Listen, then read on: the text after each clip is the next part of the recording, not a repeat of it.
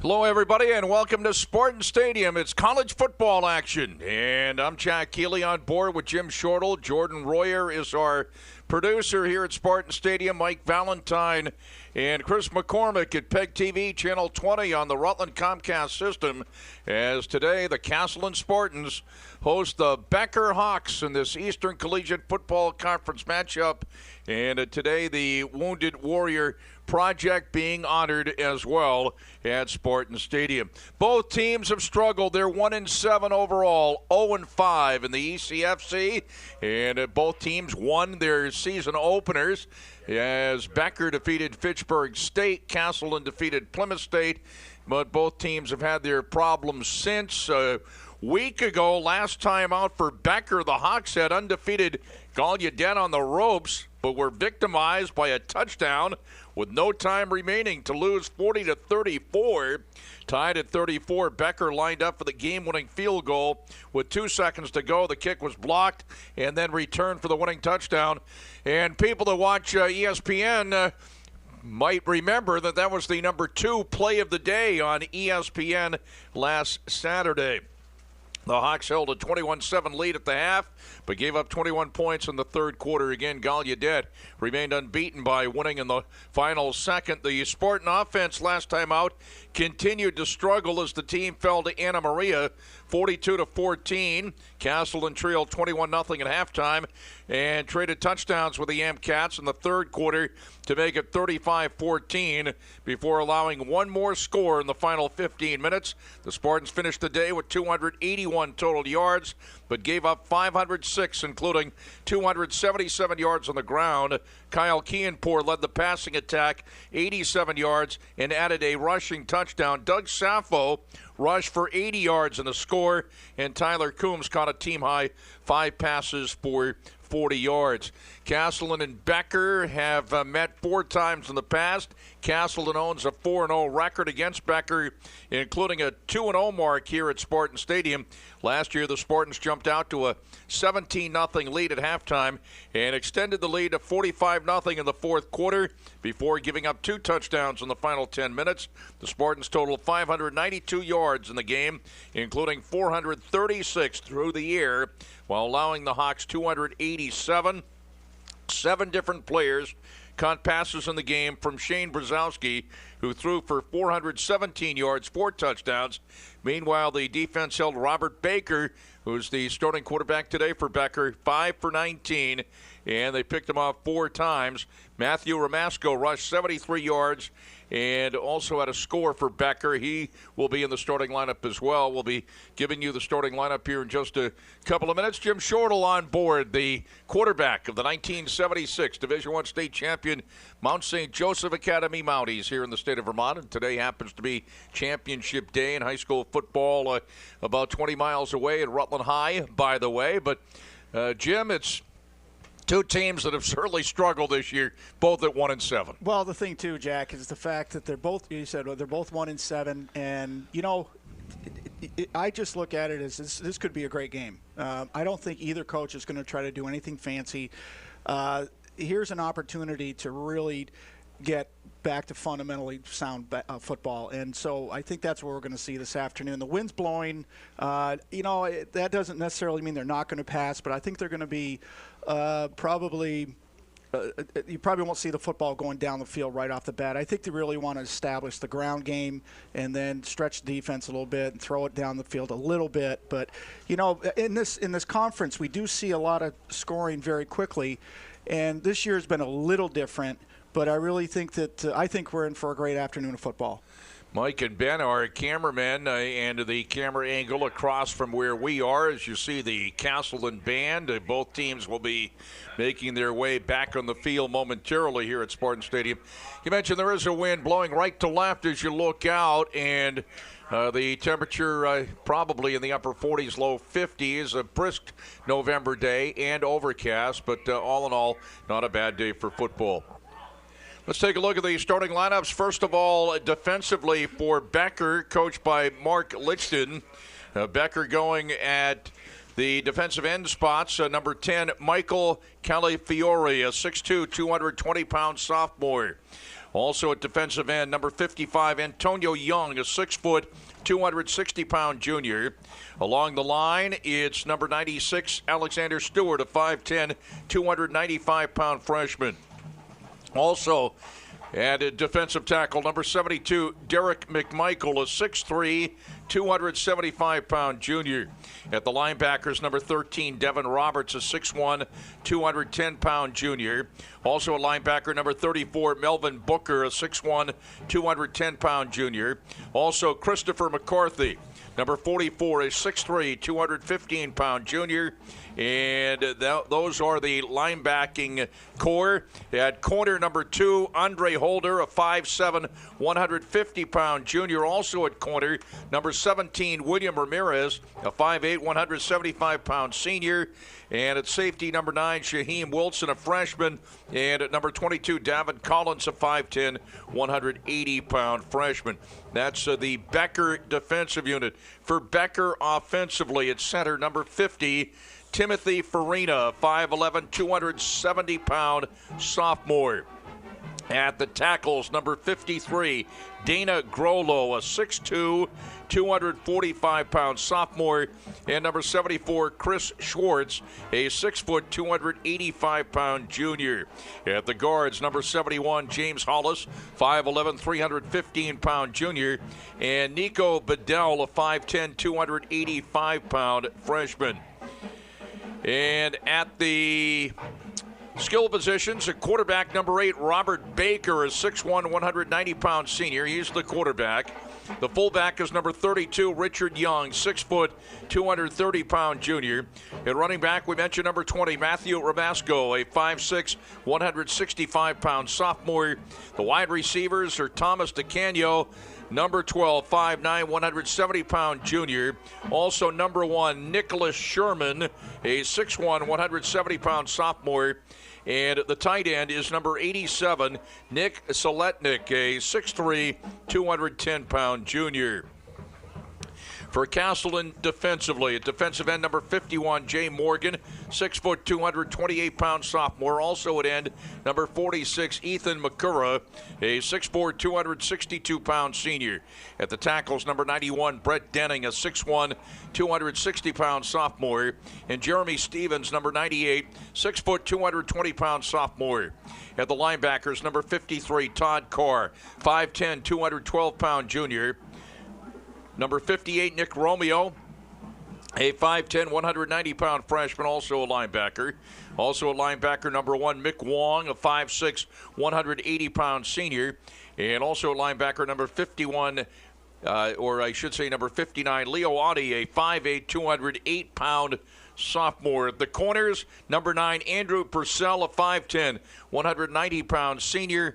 And also number 12, Eric Mimna, a 5'11", 192-pound sophomore.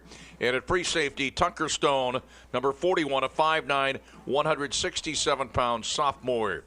For Castleton offensively, at center, number 77, Andrew Bredding, a 6'1", 275-pound sophomore. At the tackles, number 72, Jordan Tolar, a 6'5", 268-pound sophomore. And also number 75, Steve Latka, a 6'2", 288-pound sophomore. At the guards, number 60, James Stillings, 6', 290-pound sophomore. And number 62, Mitch Booten, a 6'1", 310-pound sophomore. At tight end, we'll see number 82, TJ Wallace, a 5'11", 220-pound senior. And running back, number 32, Elias LeCount, 5'9", 205-pound senior. We'll also see Andrew Hale, number 44 at fullback, a 6'1", 197-pound sophomore. We'll see Doug Sappho in the backfield along with Michael Totsko. Sappho is out of BFA of St. Albans. The quarterback, the starter, scheduled to be number 14, Tyler Higley, 5'11", 167-pound freshman. But Kyle Kianpour saw a lot of action last week in the loss to Anna Maria. Wide receiver number 22, Tyler Coombs, 6'3", 185-pound junior. And also at wide receiver number 15, Kevin Alberg, 5'11", 180-pound junior. Coombs is number 22. Alberg, by the way, just chosen a COSIDA Division III all-district football player, Kevin Alberk. So congratulations to him for that.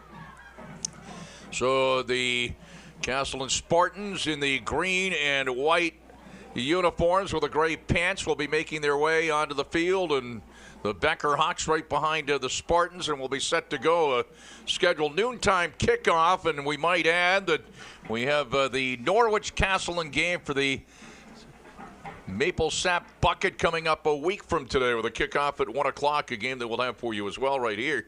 As a matter of fact, it's championship day in college field hockey, and it'll be Castleton and St. Joseph, Maine, for the North Atlantic Conference Field Hockey Championship coming up at 4:30, and we'll have that for you live as well. Jack Healey, Jim Shortle on our pregame show here at Spartan Stadium. Well, you know, I was just looking at the roster, and I go back to the quarterback matchup today. You know, it's really interesting because you look at the quarterback for the Hawks, Robert Becker, 6'1", 190-pound senior, and Tyler Healey, you know, is a 5'11", 167-pound freshman, or Kyle Campor. Either one. They're both freshmen. So that's going to be a key matchup at the quarterback position, and it's going to come down to experience. And, I mean, there's a tremendous amount of athleticism. There's a tremendous amount of good football players on both sides. But sometimes when you match, you have two teams that are 1-7, and you have one QB that's a senior, one's a freshman.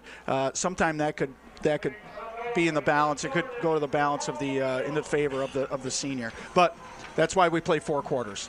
R.J. Lead is with us. He'll be with us on the post-game show. Win or lose, we'll be talking to Castleton head coach Mark Klatt as the Spartans are on the field here at Spartan Stadium.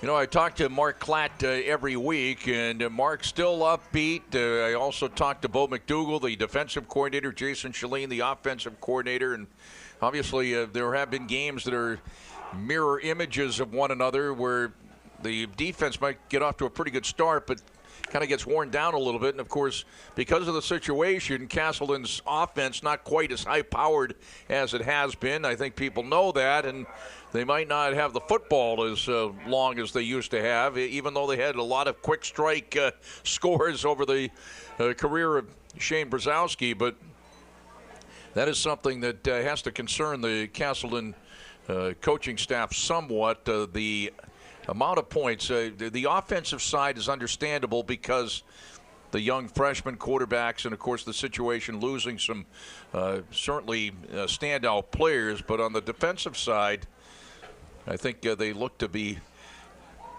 really kind of shoring that up a little bit here in the future, even though they're relatively young on that side of the football as well. Well, I think that, you know, going back to Coach Mark Klatt, he is definitely a first-class individual. He's a great football coach, and this is the way he lives his life. It's, you know, you have to mentally prepare yourself for life. You have to mentally prepare yourself that not everything is going to happen your way. And that way, when things go wrong, you're able to withstand it and not just crumble. And this is rubbing off on his club. This is rubbing off on these kids, and there's no quit in these kids. And you know, it's just, I was speaking with Jeff Weld before the game, and I was just saying that how you have to be proud of this organization, this school, the president, David Walk, right down to the athletic trainers. I mean, everybody's really pulled together and just show what they can accomplish if they stick together. And being as young as they are, you know, I just think these guys are going to stick together. I think next year is going to be a little bit different for them, probably in their favor. Well, interesting enough, number 84 is out there for Becker. I don't know if you can. I don't have him on my roster here. He's one of the captains. And we'll listen in. The referee is mic'd.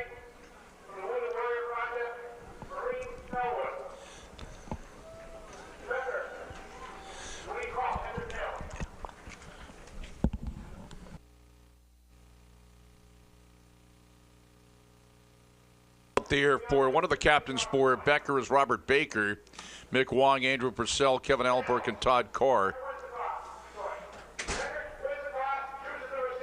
Becker has won the toss and will receive.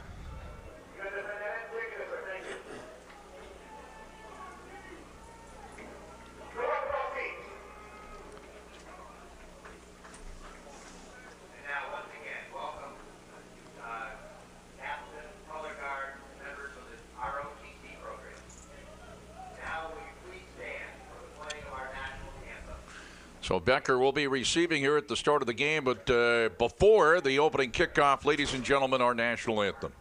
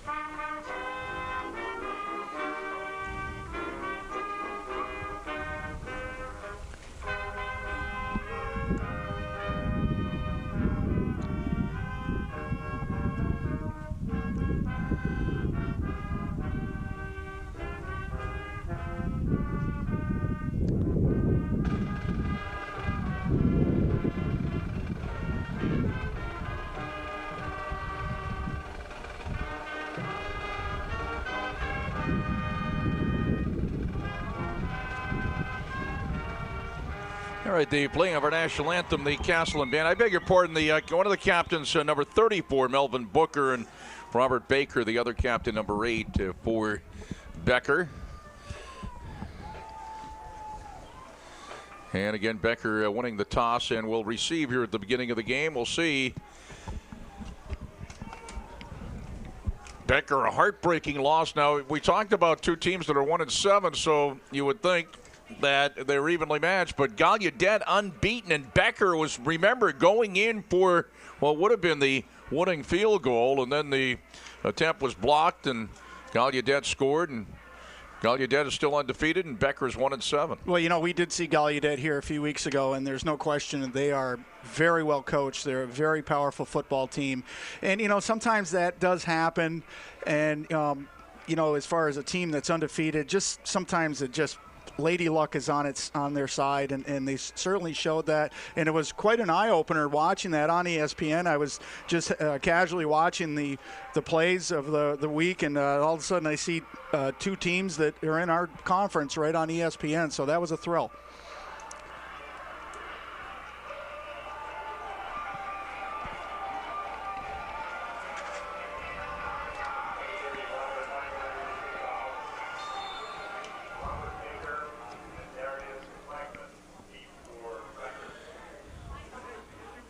Lineberger on the kickoff here for the Spartans, and it comes up to the 16-yard line, and that is number 6 getting his way across the 30 to about the 31-yard line on the return. That's Capricorn. How do you like that name on the return? Stanek on the stop, and Becker goes on the offense. Well, you know, right off the bat, great coverage on special teams by Castleton's defense, and you know, I'm sure that they've had the talk, and I know that Becker's had the talk. Becker's had the talk also, and the bottom line for these two teams, they just want to play some solid football today. The quarterback is Robert Baker. He's out of the shotgun as Becker has it 1st and 10 at its own 31-yard line. Not much there. Generally speaking, the defensive unit for the Spartans gets off to a quick start, and it is Brett Denning on the stop. That was Matthew Ramasco, 5'6", 165-pound sophomore running back. Lost him maybe a half a yard. It's going to be 2nd down and 11 just across the Becker 30-yard line. Just underway, Castleton and Becker. 2 more games to go for the Spartans. Today here at Spartan Stadium, and a week from today against Norwich. As the Spartans wrap it up at Spartan Stadium. Baker to throw. And he throws complete down at the 35-yard line. DeCanio, after making the catch, number 12, Thomas DeCanio, stopped by Jay Morgan. Short gain. It's 3rd down coming up for the Becker Hawks. Well, just a nice sit-down route, you know, for Becker, and you know, just a great throw by Great throw by Robert Becker, just to get the ball. Nothing fancy, about a 6 or 7 yard gain, and I think that's what we're going to see a lot of the day. It picked up about short 3. gain, 30 yards. Yeah. It's 3rd and 7 for Becker at its own 35-yard line. Baker to throw. Rolls to the right. Has some room. Let's see. He's going to keep, and he's brought down at about the 38-yard line. Coming across to make the tackle, Jay Morgan again. And a good job by the Castleton defensive unit, as Becker will have to boot the football away. Well, that was a good play by Jay Morgan. You know, he's had a great season. Just game in and game out, and you can tell he is fired up on the sidelines right now. And two great plays. Baker did have some running room, and just instead of turning upfield, he got run out of bounds by Jay Morgan. Doug Sappho back to receive the boot, but unable to get it away was the punter, DJ Hawkins. Andrew Purcell in there to grab him, and the Spartans are in business. 1st and 10, deep in Becker territory, down at the Becker 23-yard line. Well, you've said all along, Jack, and I've agreed with you wholeheartedly that the defense of Castleton has started very quickly all year long, and here's an opportunity for the offense to thank the defense right now. Not in the second quarter, not in another few minutes, right now, and I think that'll be a huge boost for the team in general. Tyler Healey indeed is the quarterback out of Brattleboro. He'll be operating out of the shotgun. Coombs wide to the left. They're in the eye offset. Actually, Healey, it looks like perhaps an audible here. Yeah. With a couple of wideouts to the right, but the Spartans, after stopping Becker, of course, the tackle of the punter on 4th down. And there's the fake by Healey, throws out into the right flat, and it's complete, but short gain. It's Kevin Alberk on the catch. It'll be 2nd and 10. Actually, just got back to the line of scrimmage. 2nd and 10 for the Spartans at the Becker 23-yard line. Might have lost about a half yard. Matter of fact, lost a yard to the 24, 2nd and 11. Well, there was a nice read by Tyler Healey, and he just pulled the ball back out of the fullback's stomach, went down the line of scrimmage. Honestly, I thought he was going to run it. And he just saw Kevin Alberk out wide right, and just didn't work that time. 12:20 to go in the first quarter. Scoreless. Becker and Castleton. Castleton with its first possession here.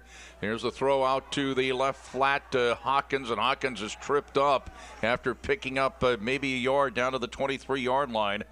And Davin Collins on the tackle. It'll be 3rd and 10. Got back to the original line of scrimmage. This is a golden opportunity for the Spartan offensive unit.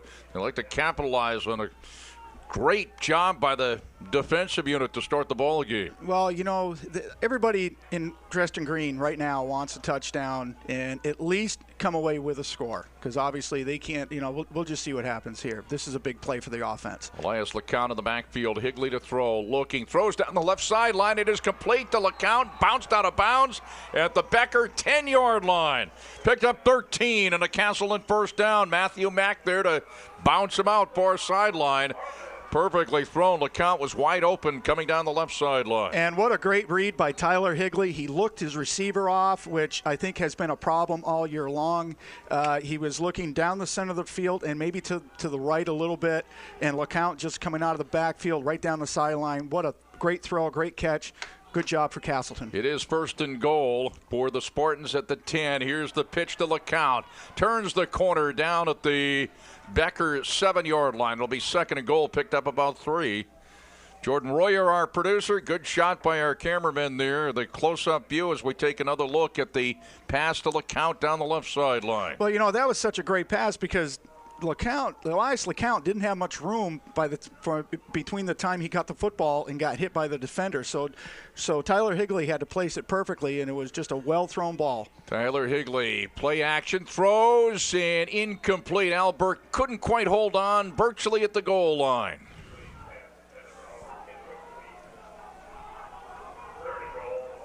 That was, I think, if Tyler Healey had the ball back again, he would have probably either held on to it a little bit longer, which you don't want to hold on to it too long, but he threw right into double coverage. And as good as Kevin Alberk is, that would have been it would have been a spectacular catch, but I think that's kind of a tall order. Have the time of the score on your screen. 3rd and goal for the Spartans down at the Becker 7-yard line. Spartans in the eye offset. Healey now. Play action, rolls to the left. And he's going to keep, and he picks up a couple to the 5-yard line. I was looking in the end zone. Everybody was pretty well covered. And it's going to be 4th down and goal at the 5, and I would assume that the Spartans will look to kick a field goal here to get something on the board, but we'll wait and see. Maybe it's 4-down territory. Well, the other thing, too, is that here comes the field goal. They want to come away with a score. And, like I said, everybody wants a touchdown, but at least come away with something, and just don't start in great field position and come away empty. And, one thing about the keeping of the ball by Healey, I thought that was a great decision because everybody was covered in the end zone. Slight angle to the right. Healey, the holder. Lineberger attempting a 22-yard field goal. They mark it down at the 12, and the kick is good, and the Spartans are on the board. They lead it 3-0 on a 22-yard field goal by Robert Lineberger with 10:08 to go in the first quarter. And that's set up on the play on 4th down where the punter was tackled by, what was it, Purcell? Purcell. And Andrew it gave Purcell. the Spartans great field position. They ended up getting a 1st and goal at the 10, but enabled them to get the field goal anyway as they were stopped at the 5-yard line, 4th and goal, but the 22-yard field goal. 3-0 Spartans here at Spartan Stadium. Well, another statistic I'd like to see. I know this is our 4th home game here, but I don't remember Castleton scoring on their first drive in recent history. Have you? Whether it be a touchdown or a field goal, it just seemed that. But I think this is what had to happen today, and like I said, right now, not waiting until they make all their adjustments or whatever, and they went and got it. The play calling was excellent. It just didn't work, but at least they came away with 3. This again comes down and will bounce out of bounds, and you don't want to see that after picking up the 3 points here. Korn was back deep, and also back deep was Matthew Mack for Becker, and they'll get pretty good field position after the 5-yard penalty here. That's you could either, I know there were a couple of choices. We go through this all the time. They are going to take it at the 35-yard line. Well, the other thing also,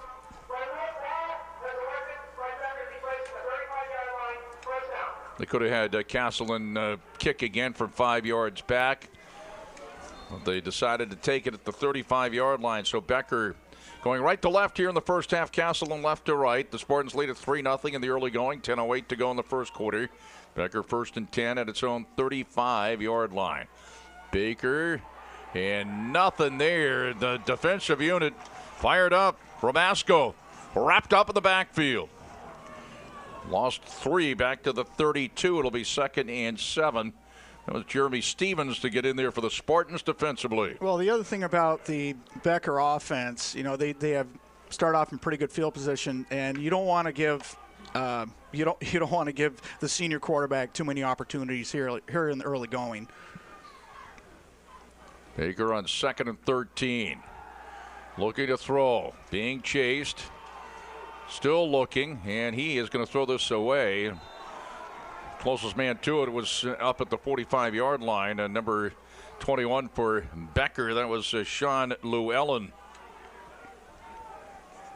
But it was well out of bounds. It'll be 3rd and 13. Well, that's twice that the Castleton defense has flushed Baker out of the pocket, and, he did the right thing. He threw the ball out of bounds. Don't try to, that just comes with experience. Don't try to force the football down the field. Don't try to force it in between 2 defenders. Go ahead and just retain possession of the ball and run another play. 3rd down and 13. Baker again out of the shotgun, and he's looking to throw. Steps up, fires down the middle, and it's caught. And then incomplete. Now, initially, it looked like it was a catch, but incomplete down at the 45-yard line. Yeah, nice job by Wong defensively along with Andrew Purcell.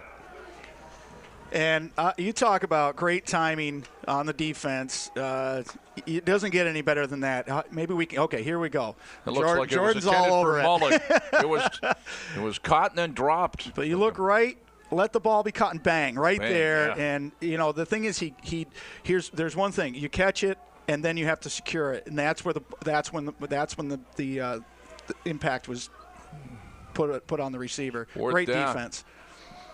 And This time the kick goes to Sappho at the 26-yard line. Looked like a different punter that time. Sappho along the near sideline and returns it up pretty good yardage up near the 40-yard line at the 39. Looked like Becker was the man back to punt, the quarterback. And Sappho returned it for pretty good yardage along the near sideline out to the Castleton 39. So that Castleton defensive unit again holding Becker. The last time the punter was tackled and Spartans had it deep in Becker territory. That time the kick away, but 3 and out for Becker. So the Spartans go on the offense, 1st and 10 at their own 39-yard line. Going left to right here in the first quarter. Healey on the handoff to Sappho, and he is wrapped up at about the 44-yard line. You know, one thing about Doug Sappho is that we've seen him get more and more playing time as this year has gone on, and rightfully so. He's worked very hard. He's making positive contributions, and you know what? He caught the punt in the air, but that was a tough catch. His arms were extended out, and you know, right now the wind's blowing and everything else. That was just that could have been a disaster. Picked up 4, 2nd and 6. Throw over the middle. It is complete. Combs, then he dropped it. It's going to be incomplete. Are they going to call it incomplete, or are they going to call it a catch and a fumble? Still a scramble for it at the 50-yard line. And apparently it is going to be a fumble, and Becker is recovered. 1st and 10 at the 50-yard line. They are going to call that a completion to Combs, and I believe it's a good call. Here it is again. He caught it, and he took a couple of steps and then coughed it up. Couldn't quite tell who recovered for Becker, but Becker has it 1st and 10, actually just in Castleton territory at the Spartan 49-yard line. And again, great defense by Becker this time of, you know, just – this time they did allow the ball to be secured and then cause the fumble, so now they get the ball back. Great defense by the Hawks. So the Hawks get the turnover, trailing 3-0. Castleton with that 3-0 lead, 8:30 to go in the first quarter. Becker to throw. Becker throws far side, and it's caught in Spartan territory at the sideline at the 40-yard line. Nice catch there by Sean Llewellyn. And it picked up close to 10. It is a 10-yard completion in the first down. And I was watching Sean Llewellyn on his route, and what he did was he came back to the football, and this is what makes it altogether different. Now he's also a senior, so these guys have been playing football at Becker for 4 years now, and it shows right there on that play. Going to mark it at the Castleton 39, 1st and 10 for Becker, and here's Becker after the fake, takes it straight ahead down to the 34-yard line. Picked up 5, 2nd and 5 for the Becker Hawks. The tackle made by Todd Carr out of Ticonderoga, New York.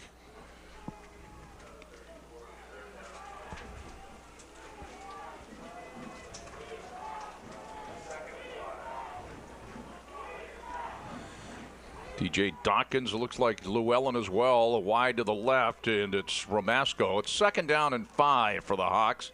Ramasco is the lone setback. Becker out of the shotgun. Becker looking. Has a lot of time. And he is going to throw incomplete to the near sideline. Becker had a lot of room, I should say Becker for Becker had a lot of room to run, and he decided to throw. Could have probably picked up the first down there. Yeah, I think so too. I think he might have just gotten a little impatient, you know, having to throw the ball out of bounds a couple of times, and now what he wants to do is he wants to throw it, you know, within the sidelines. He wants to get it down the football field, and you know, but you're right. I saw the same thing. I saw that he probably could have picked up a good 10 or 15 yards on, you know, by his own legs, but he chose to throw it, and it was it wouldn't have been an incomplete, or I'm sorry, would not have been an interception. Would have been out of bounds. We got a penalty marker down here. False start on Becker. You know who I thought, let's say, I'm looking at the wide receiver. That he is number 15, not number 16. I believe he might have made the catch. That's Brandon Mulling, number 15, is a freshman wide receiver. Looked like a 16. He's coming out of the ball game now. And number 12 is coming in, Damas DeCanio.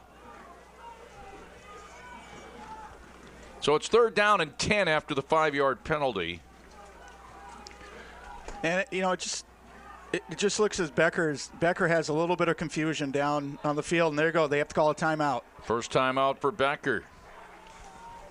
So they mark it back at the Castleton 39-yard line. Yeah, and Robert Baker is not happy right now, and this is what happens when you come to the line of scrimmage. You might want to change the play, and then people may not really recognize what you're trying to do, but this is what happens, and this is the part that just try to keep your cool. I understand it's frustrating because you want to get the ball. You're in good field position right now. You don't want to stop your momentum, and you're down 3-0.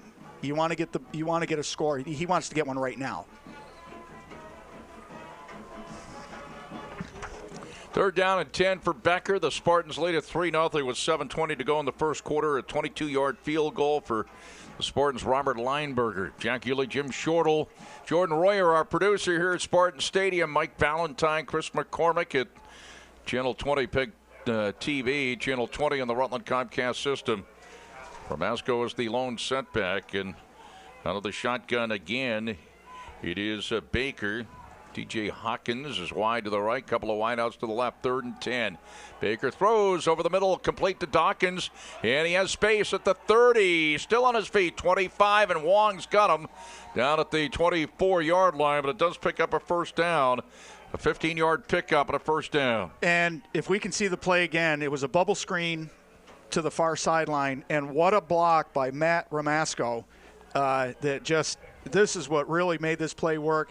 You see the catch right here, and then bang, right there, a beautiful block by Ramasco that it allowed Dawkins another 6-7 yards at least. So 1st and 10 for the Hawks. And that is the man you just mentioned, Ramasco, on the carry, and takes it straight ahead and gets a couple of tough yards down to the 21. It'll be 2nd and 7, picked up 3. Well, and you can understand why Robert Baker was upset, because this is what he wants right here, because he obviously has the tools, has the weapons around him, and try to minimize the confusion. Baker, this time he's going to keep, and he has space near side, and he's going to get the first down inside the 15-yard line as he ran it out of bounds down at the 14.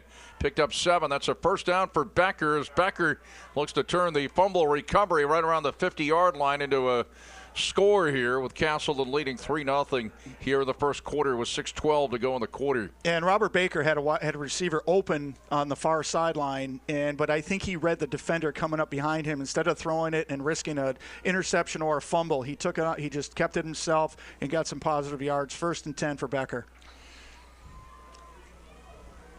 So Becker on the move, the Hawks. And the handoff, that looks like Korn as he bounces to the near sideline. And McAdoo's got him. Capricorn, a junior running back. I love that name. Capricorn. Tropic of Capricorn. How many times during his young life do you think he's had to repeat his name? It picked up about 4. 2nd down and 6. The Hawks have it at the Castleton 9-yard line. Baker looking to throw again, and this time they sack him back at the 17-yard line. A couple of Spartans there, Wong, Morgan there as well. Big play by Bo McDougall's defensive unit. Well, I looked at Robert Baker.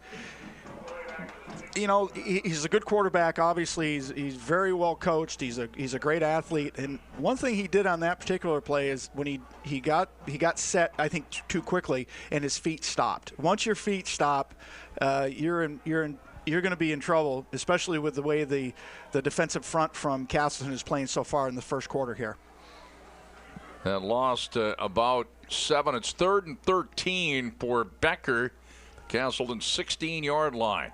Baker still looking, got a lot of time, and incomplete. He had a man open in the end zone, and he short hopped it. Man was wide open in the end zone. And that was a huge play for Castleton's defense, because now you have 4th and 13, and you have you're down by 3. Are we going to try to go for a strike, or are we going to kick a field goal? I mean, this is. Well, remember, they tried for that field goal last week, and not that it has anything to do with this game, but Gallaudet, and it was blocked, returned all the way. They're going to go for it. That was intended for DJ Dawkins. Yeah, and DJ Dawkins was wide open. It was just the ball was just underthrown, and I think that has to do a lot with stopping your feet, and that's what Robert Becker did again. Here's Becker on 4th down, 4th and 13, and he is going to be run out of bounds, and it's not going to be a first down. It's going to be about 3 or 4 yards shy, and the Spartans take over on downs. Mark Klatt, the head coach, fired up. And, I tell you, that was great defense by Castleton's secondary right there, because I didn't see anybody open downfield. Robert Becker did the right thing by taking the ball down. I mean, he wanted to get the ball in the end zone through the air at that point, but he had to get at least a little bit more yardage. He knew he wasn't going to get the first down, so he figured, I'll just run out of bounds, not take the hit. I thought it was a smart play. So the Spartans take over in their own territory, 1st and 10 at their own 7-yard line. Picked up pretty good yardage there, and here's play action, but certainly shy of first down, complete to Alberg, and Alberg may be back to the line of scrimmage, tackled immediately. It'll be 2nd and 10.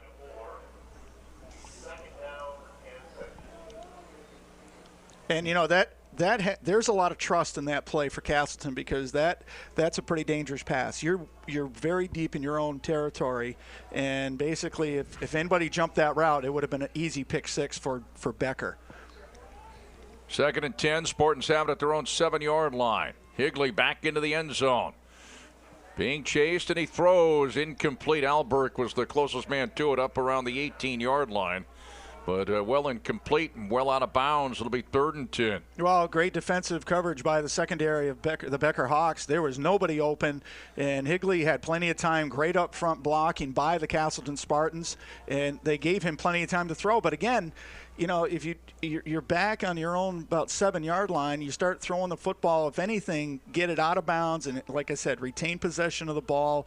You have a 3rd and 6. You're still alive. LeCount back in. Sears was in the backfield on that particular play. He's out now, and LeCount gets the call. Big hole out across the 20 to the 21-yard line. Picked up 14. There is a penalty marker down. It would be a Spartan first down, but it's going to be holding against Castleton. Wipe this one off the board. Oh, a huge hole, but probably because there was a hold in there somewhere. I didn't see it, but, I mean, we're –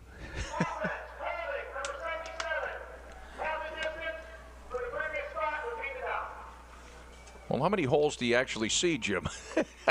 Well, you can see it on every play. Yeah, you can see it on every play, just about. Here, but the one that actually is the reason why the hole was so big. But I mean, that was huge. It's from the point of infraction, by the way. So they mark it back to the 6. It's 3rd down, about 12. They mark it actually back to the 5-yard line. Yeah, they're going to call the hold. Yeah, no, I understand that. Play. I know they say that you can call it on every play, but again, sometimes though, just a look. I'm not sure that I ever see a hold, to tell you the truth. Here's LeCount again, and this time it's going to be shy of first down yardage. Get it out to the 13. Picked up about 8, but the Spartans will have to boot the football away. Well, again, I thought the play call was good, because now, you have 4th down and about 6 and 4th and 5, whatever, but you're so far deep in your own territory. You're in the first quarter. You're up by 3. Boot the ball down the field. Let that Castleton defense get back on the football field and make something happen there. Maybe maybe a defensive score, or at least get the football back for the offense. Purcell back into his own end zone as we have whistles and illegal procedure against the Spartans. Offsides. So they're going to mark it back 5 yards. Davin Collins back deep for the Becker Hawks right around midfield. Castleton has a 3-0 lead on a 22-yard field goal by Robert Lineberger. And we have 2 minutes and 42 seconds remaining here in the first quarter. They mark it back to the 8. And again, back to boot is Purcell. Andrew Purcell back into his own end zone. Snap is a good one, and he gets the boot away. And this is going to hit in Castleton territory. Had a Castleton roll, and when it was all said and done, not bad. They'll take that. It'll be 1st and 10. Becker, great field position just inside the Castleton 40. And now I thought that was great special teams by Becker to put some pressure on Purcell. He was, about 7 yards deep in his own end zone. Just kind of a tough kick, but he got the boot away, and it took a nice Castleton bounce, but still, Becker has great field position. 1st and 10 from the Castleton 40. Robert Baker is the quarterback, and number 8, he's a senior.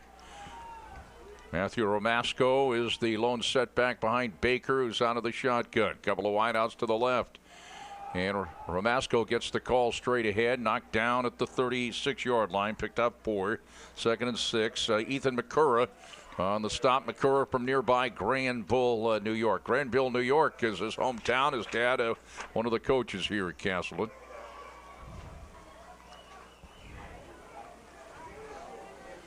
Second down play for Baker and company. The Becker Hawks, after holding Castleton, getting a ball back, pretty good field position, and the inside handoff to Romasco down at the 34, picks up a couple, the Castleton 34-yard line. Ethan McCurra again on the stop. It'll be 3rd down. You have to be impressed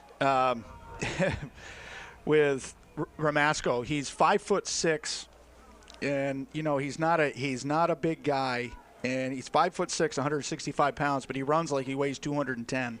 He's a tough football player. We're down close to 4, and Romasco again, left tackle, and a quick burst of speed. Got it down to the 25-yard line, picked up 8 and a 1st down. Yeah, great blocking by the up front by the Becker Hawks. Romasco hits the hole very hard, very good. He's at full speed by the time he gets to the line of scrimmage, which is what you teach and what you want the kids to understand. And like I said, he plays a lot bigger than he is. 1st and 10. The Hawks have it at the Castleton 25. Korn back into the backfield. Korn gets the call and takes it straight ahead down at the 23-yard line. Morgan on the stop. 47 seconds to go in the first quarter.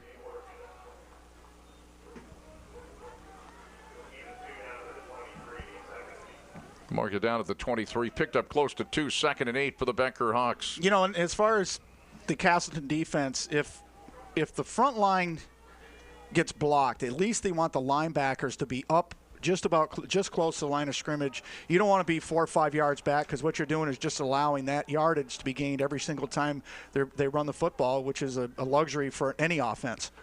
There's the fake to the man in motion, and the throw out into the flat left side, complete, but a short gain. That was complete to DeCanio. Nick Romeo on the stop.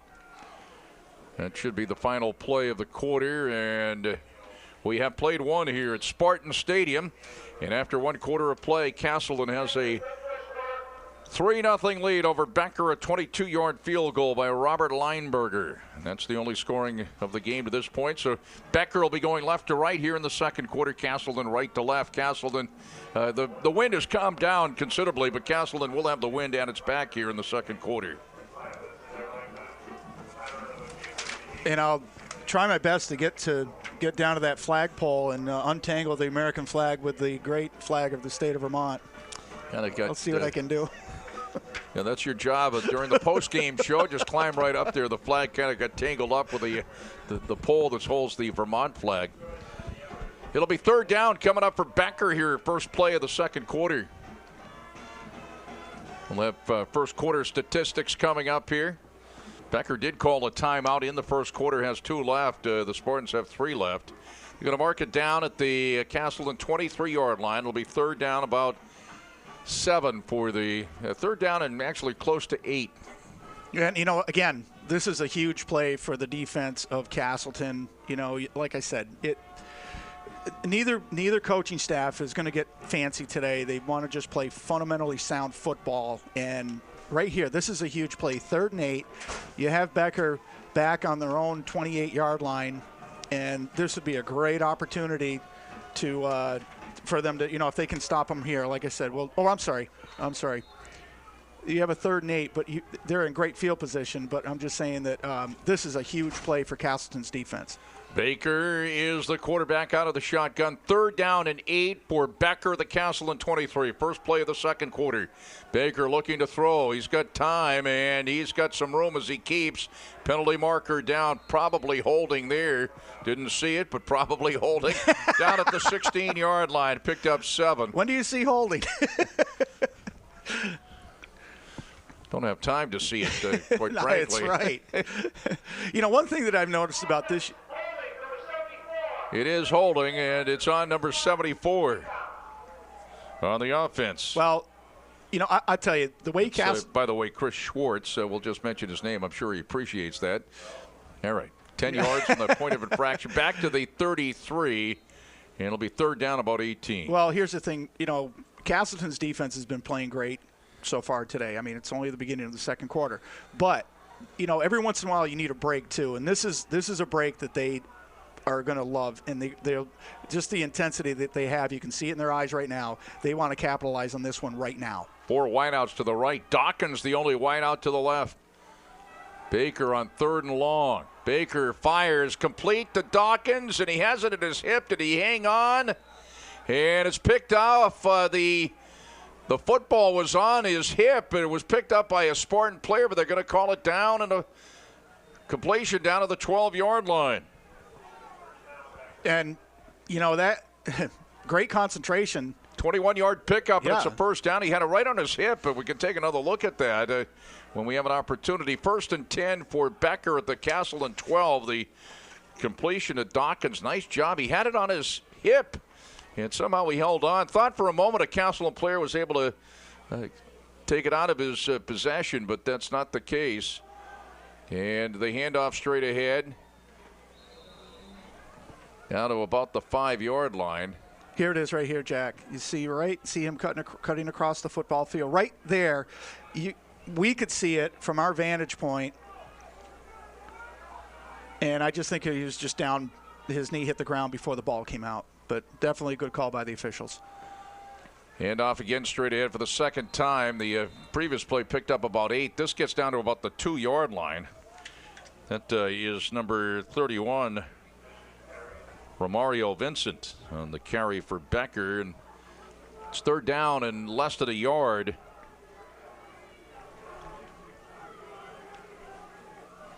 For Becker, they have it at the Castleton 3-yard line. Ramasco is back in.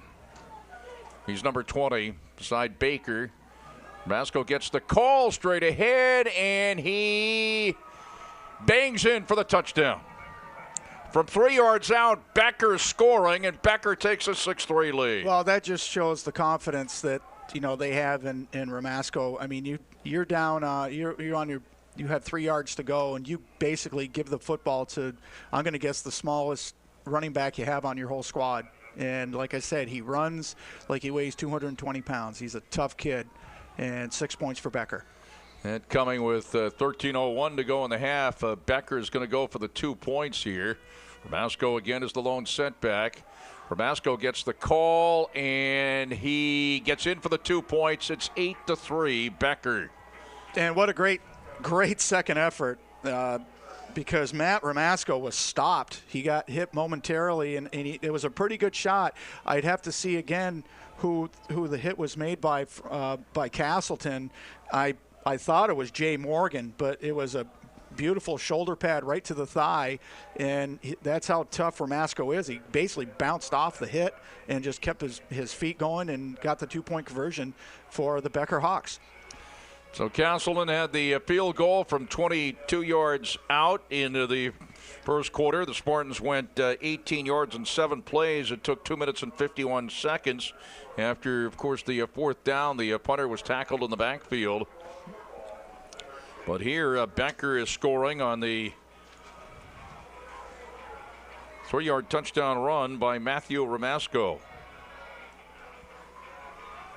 And Ramasco with the 2 points. So it's 8-3 Becker. 13:01 to go here in the first half. And the other thing too is I was talking about, and we were both talking about Ramasco being a great football player as he was last year, but the blocking, the up front blocking for Becker is just absolutely outstanding.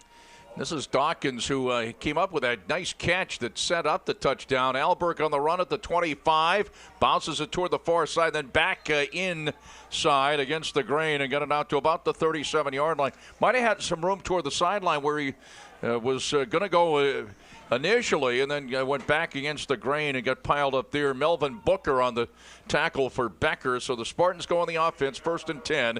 Spartans have it at their own 38-yard line. Well, you know, on special teams for Castleton, Kevin Albert, who is a very talented football player, has a tendency to, he likes the sideline. He likes to get out there, and he's very quick, and he's just one of those players that you have to make sure you have him all the way down on the ground before you even think about giving up on your tackle, because he will, if he's not completely down, he will just keep going. Tyler Healey has Sappho in the backfield, also Sears. He's going to throw, and he throws underneath. Nice catch by Albert. Great move. Albert to the 50 and down at the Becker 47-yard line.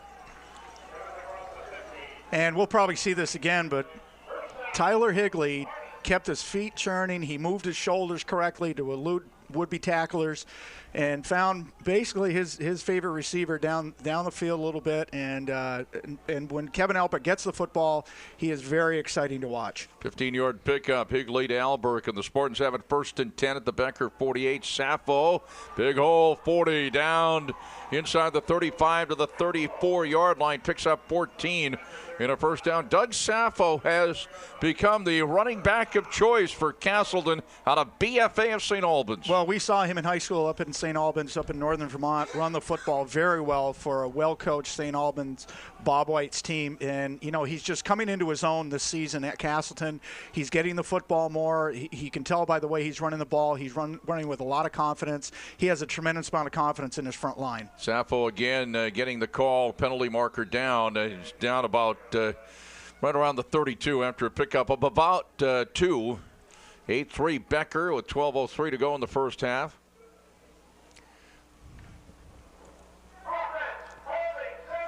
It's going to be holding against the Castleton offense. 10 yards from the point of infraction. This will set the Spartans back a little bit, back at the 40. Where are they going to mark it? Back at the 44-yard line.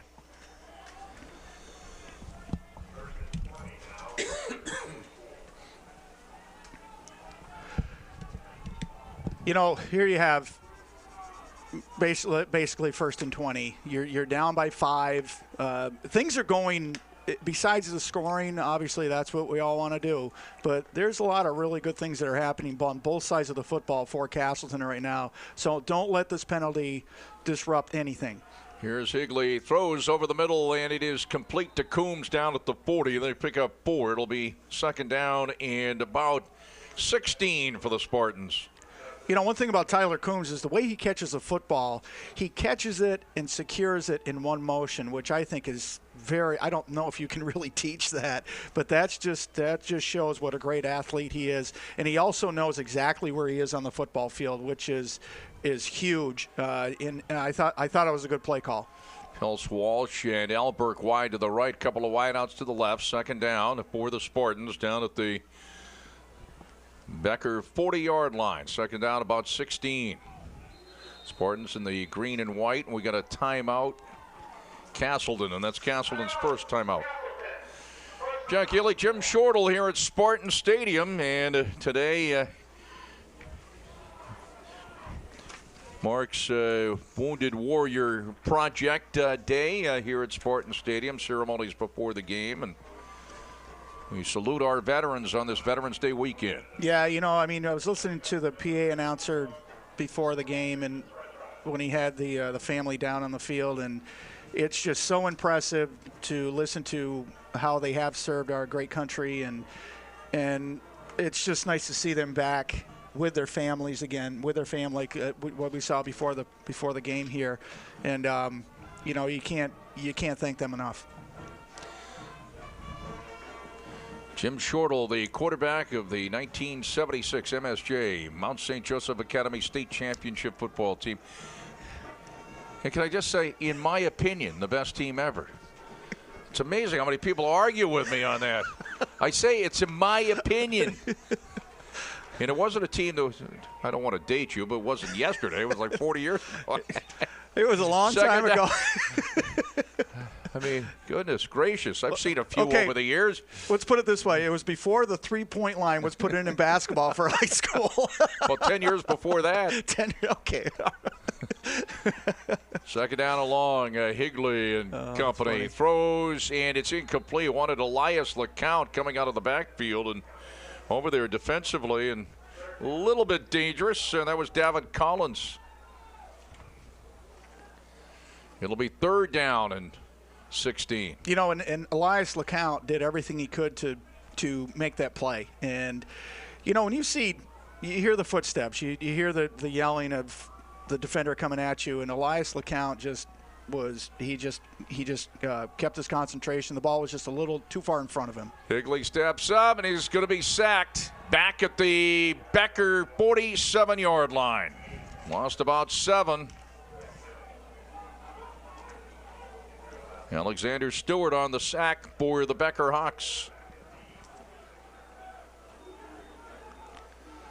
So the Spartans will have to boot the football away. That's Collins back deep right around the 10-yard line for Becker. And Purcell back at his own 40. 4th and long. 8-3 Becker. 10-12 to go here in the first half at Spartan Stadium. And they're coming and they block it. And it is picked up at the 38-yard line. I think that might have been Korn that came out with a block and picked it up. And Becker in great field position. Oh. Was that number? No, it was 9. It was number 9. I beg your pardon. It was Wilson on the block, not number 6. It was number 9. And if Jordan could show us that play again, I mean, you could see this coming. They were poised. He came in. Here it is. Basically untouched. Yeah, that is Wilson that picked it up. So now Becker in great field position. 1st and 10 at the Castleton 28-yard line. Thank you, Jordan. Block punt. Great job, Jordan Royer, our producer, on the great replays. Great camera work by our cameramen, too.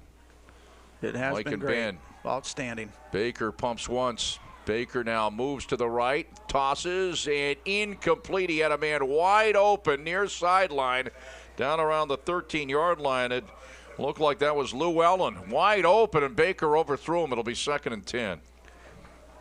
And it was Llewellyn down there, and also it was kind of strange because Andrew Purcell was the defender on that play, and you know Andrew Purcell has had a great career here at Castleton, and I mean I'm not gonna down him for one play, but I think that I think honestly he might have just misread the QB on that particular play. But he's good enough. He'll make a play to make up in the positive way for Castleton. And Baker now hemmed in just a bit. He does pick up a yard or two, no sack, but good job by the defensive unit. And that was Brett Denning on the stop for the Spartans. That picked up about a yard. No, statistically, not a sack, but close to it. It'll be 3rd and 9. And the Hawks have it at the Castleton 27-yard line. We'll have field hockey action live around the world on the internet coming up later. The North Atlantic Conference Championship game as Castleton goes for its 2nd straight NAC championship here at Spartan Stadium at 4:30. It'll be Castleton and St. Joe's of Maine for the championship. Also on PEGTV Channel 20. And Baker looks left and fires to the right. 80 is complete to the 10, to the 5, and into the end zone. Dawkins, touchdown. DJ Dawkins on the catch. Besides the great blocking, the setup on that play was Robert Baker faking the football to Matt Ramasco. And because Ramasco has become such a target for the defense of Castleton, and just looked back across and got Dawkins in stride. That was a great play. 27-yard touchdown pass from Baker to Dawkins. It's 14-3 Becker with 9:07 left here in the first half. And Becker will go for the 2 points. Of course, that's set up by the blocked punt. And taking it off the right side, Ramasco. And He's going to be cut down shy of the end zone, so the try for two, no good, and it's 14-3 Becker. Let's take another look at that touchdown pass. Baker to... Now you see Ramasco, he was going out to the, he was just a swing pass, and Baker just put his entire body in the direction of Ramasco, and that's what just took the defense of Castleton and drew it towards that side of the football field. And you know, it was just, and Dawkins just right down the center, perfectly thrown football, caught him right in stride, a well-executed play, 6 points for Becker. And, you know, the other thing, too, is the two-point conversion failed. That's bigger. You know, sometimes kids will go back to the sideline after a failed point after try, and they'll hear, don't worry about it, you know, but there's a reason they went for two. And, I mean, obviously, besides getting the 2 points. But well, they haven't tried it again, not to harp on it, but Gallaudet blocked a field goal attempt last week on the final play of the game. So they might be and won the game. A little bit gun shy about it, but I mean, I thought that was a great stop for the Castleton defense again. And now give the offense the football back and see what happens here. Dawkins, who caught the touchdown pass on the kick down to the 21-yard line. This is Sappho up the middle, and Sappho out to about the 39-yard line. 1st and 10 for Castleton right there. We mentioned this before. Doug Sappho out of BFA of St. Albans, a freshman running back who has been doing the bulk of the carrying offensively, the ground game for Castleton of late. Was on the Vermont Shrine team for people outside the area. Vermont, New Hampshire play an all-star game every August. Doug Sappho was a big part of, Castleton getting several players that played on that Shrine team for Vermont. One of them was Healey, who was the quarterback, played defensively. Sappho is another one. Long throw down the sideline intended for Soren Peltz-Walsh. Brattleboro to Brattleboro, one incomplete, 2nd and 10. And I think that's what Castleton needed to do. They're in good field position. This is my take on it. They're in good field position. They stretch the defense a little bit. Doug Sappho is running the football extremely well, they have weapons now. And the fake, oh my, Healey had everybody faked out. And managed to pick up about 14 and a first down. Fake to Sappho. They've run that play 3 times today, and each time Healey has made a nice read by pulling the ball back out of the fullback's stomach, but he's thrown the ball straight across, at the basically the receiver doing almost a standstill. That time he pulled it down and took it himself. First down, Castleton. Picked up about 11 and a first down because they mark it at the Becker 49, but here's a penalty marker. And I believe it's a legal procedure. It is against Castleton. I was going to say Doug Sappho in that Shrine game, the Shrine Maple Sugar Bowl game between Vermont and New Hampshire, and Vermont lost the game, we might add, 43-0, if I recall correctly. But Sappho did a lot of the ball carrying for Vermont in that game. And Tyler Healey, who was playing quarterback here at Castleton, out of Brattleboro, was a defensive back and played a great game defensively in that game. It's 1st and 15. Spartans have it back at their own 47-yard line. 14-3 Becker with 8:12 to go here in the first half. Elias LeCount gets the call on the inside handoff, and maybe one out to the 48 drop there.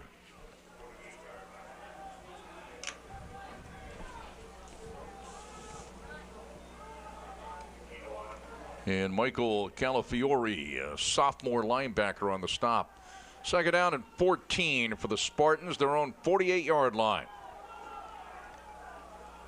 Elias LeCount is in the backfield. Couple of wideouts to the right, including Peltz-Walsh. Healey throws, and it is caught down at the 32-yard line near side. And on the catch was Tyler Bartow. And what a great throw by Tyler Healey. Picked up about 19. And a first down. And that almost got picked off, intended for Peltz-Walsh. And if we could, Jordan, if we could see that again. Tyler Bartow, a freshman wide receiver. The previous play, that was just a perfectly thrown football, and what a great catch by Bartow. Second and 10. The Spartans have it down at the Becker 30-yard line.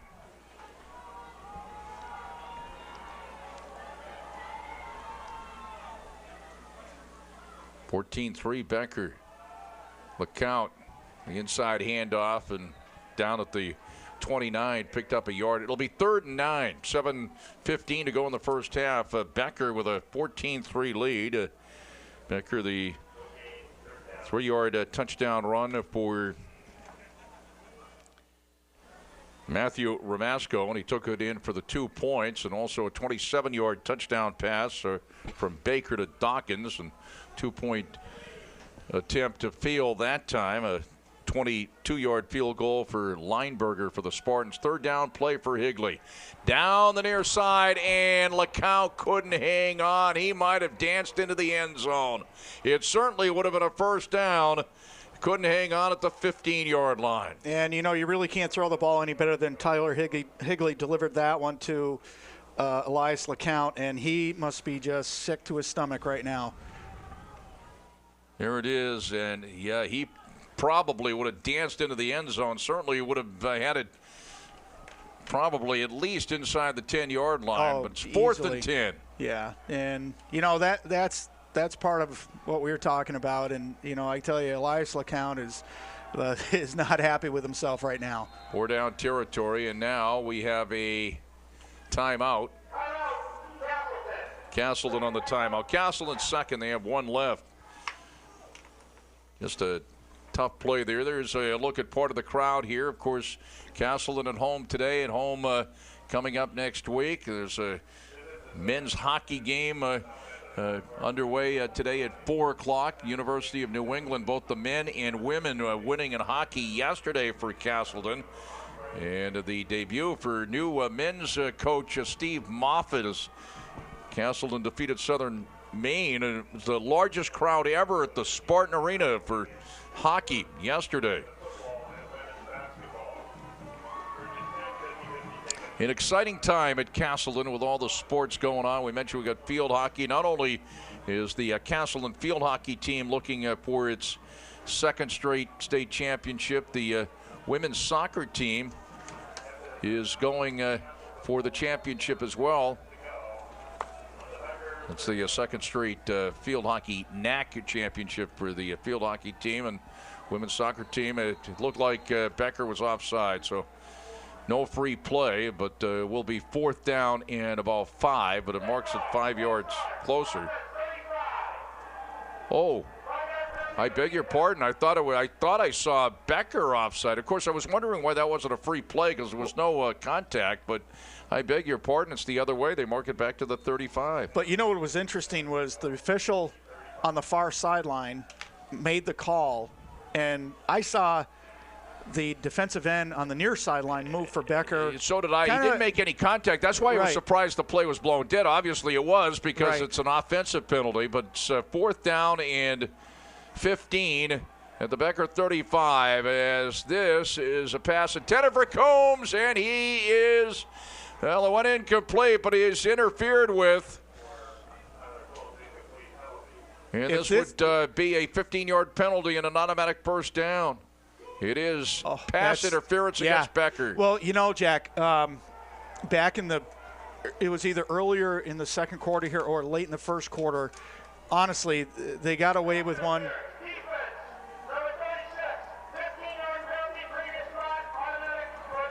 So Castleton, a golden opportunity. Not a lot of room there with a pass interference call, and Castleton getting a break. 1st and 10 at the Becker 20. Healey rolls to the right, looking, throws, and is it a catch? No, incomplete. Is at the sideline trying to hang on. That was Pels Walsh trying to get at least 1 foot down. It goes incomplete. Clock stops with 6:30 to go in the half. It'll be 2nd and 10 for the Spartans at the Becker 20. And, I mean, clearly that was a good call by the official. And, you know, once you get down closer to the goal line, your best bet is to keep your hands off the receiver unless your head is turned back towards the line of scrimmage. Healey now. And this is the bubble screen. Coombs makes the catch, but it lost a yard or 2.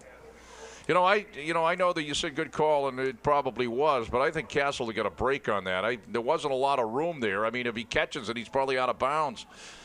But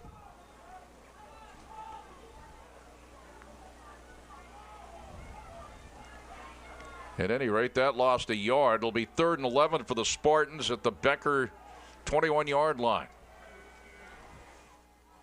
The count is in the backfield.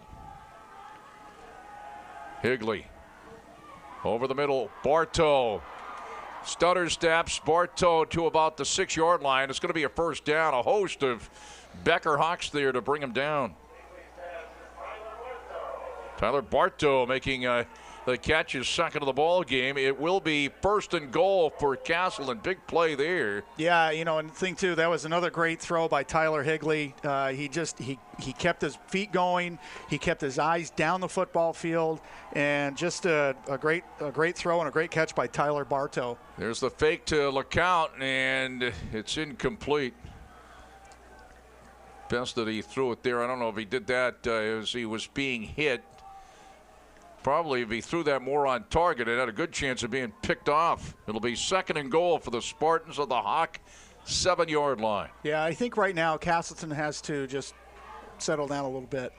You can tell I know they're very excited about being down by the goal line.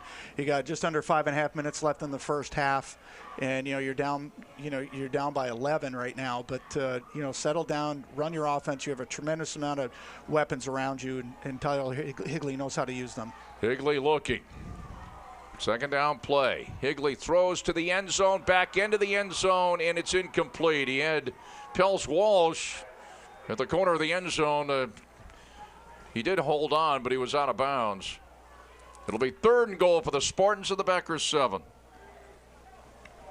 And it was Andre Holder that was covering Peltz Walsh. No place to go at the back end of the end zone. Yeah, that was a great play by Holder, because if Peltz Walsh came down, he would have been in the end zone. It would have been a touchdown. Great defense by Becker's Andre Holder. Elias LeCount, again, he is the lone setback. Bartow and Coombs wide to the left. Alberg and Peltz Walsh wide to the right. Throw to the end zone. Incomplete. The back end of the end zone intended for Coombs. Did he hit the goalpost? Or maybe shaken up just a little bit. And now it's going to be 4th and goal at the 7. I don't know if I don't think he hit the goalpost. I think it was a collision with. I can't get the number from here. But I think he might have hit the goalpost after. He might have grazed off of it, but it was close.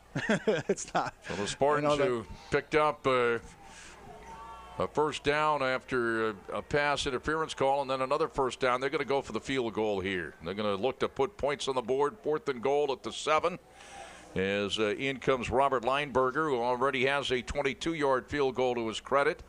And they're going to mark this at the right hash mark. This is going to be marked down at the 14. It'll be a 24-yard field goal attempt for Lineberger. And timeout. They're going to call Castleton with a timeout. That's Castleton's 3rd. They're out of timeouts. 2 left for Becker. So are they going to talk this over, or think about maybe going forward here? They'd like to put some points on the board. It would be a 1-possession ball game if they get the field goal. It's 14-3 Becker with 5:14 to go in the half. I think what they might be discussing right now is the last 2 throws that Tyler Healey's made have been, or last 3, I'm sorry, have been great throws. The receivers were wide open, and you're on a very short field. So for receivers to be open in the back of the end zone, I think they might be looking at that and weighing their options, but I kind of like this here. Well, Healey is the holder. He's the holder, so. They're going to mark it at the 14. Slight angle to the left, and Lineberger missed it. It's wide right, no good, so the Spartans get no points on the board, and Becker takes over with 5:11 to go in the half. So they end up coming up empty. Yeah, I'm wondering. I think maybe what Mark Klatt was telling them was to make sure don't let Becker come through the line of scrimmage. If anything, because of what happened with the block punt earlier, You know, I think that might have been a reminder. Hey, look, you know, don't let them come through, block it, and go down the other end of the football field. You know, we're in this game. Let's get the 3 and go into halftime. Ramasco the call, right tackle. Little guy still on his feet, bangs his way out to the 27, picks up 7. It'll be 2nd and 3. Boy, he is one tough runner. He is fun to watch.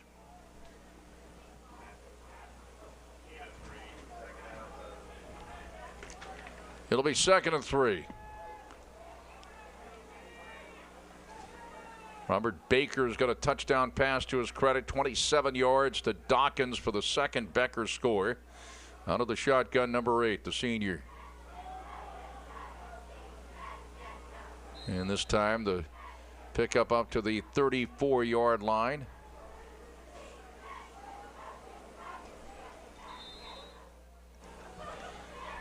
That time it looked like Romario Vincent. And it does pick up a first down.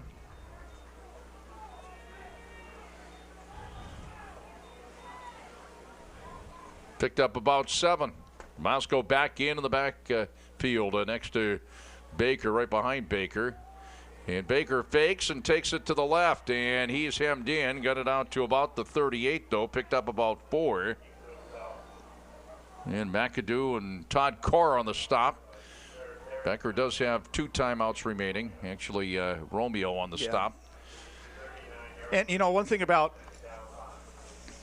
Robert Baker is he's very collected in the back, in the offensive backfield. He puts the football in the runner's gut and watches, and he watches the entire play, and then he makes a decision to pull it back out. That was a great play where he pulled the football back out. And, I mean, it was good defense by Castleton also. But, I mean, he's a good quarterback. 2nd and 5, the bubble screen completion out to the 43-yard line.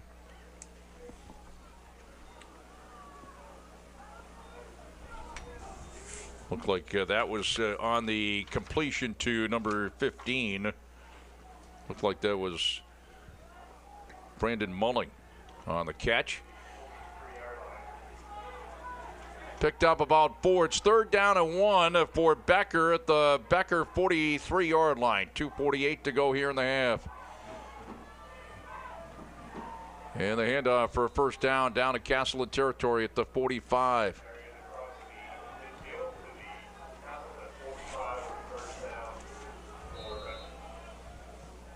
And that again was Romario Vincent on the carry, the freshman. Todd Carr on the stop. 1st and 10 for Becker down at the 45-yard line of Castleton with 2:30 left here in the half. 14-3 Becker.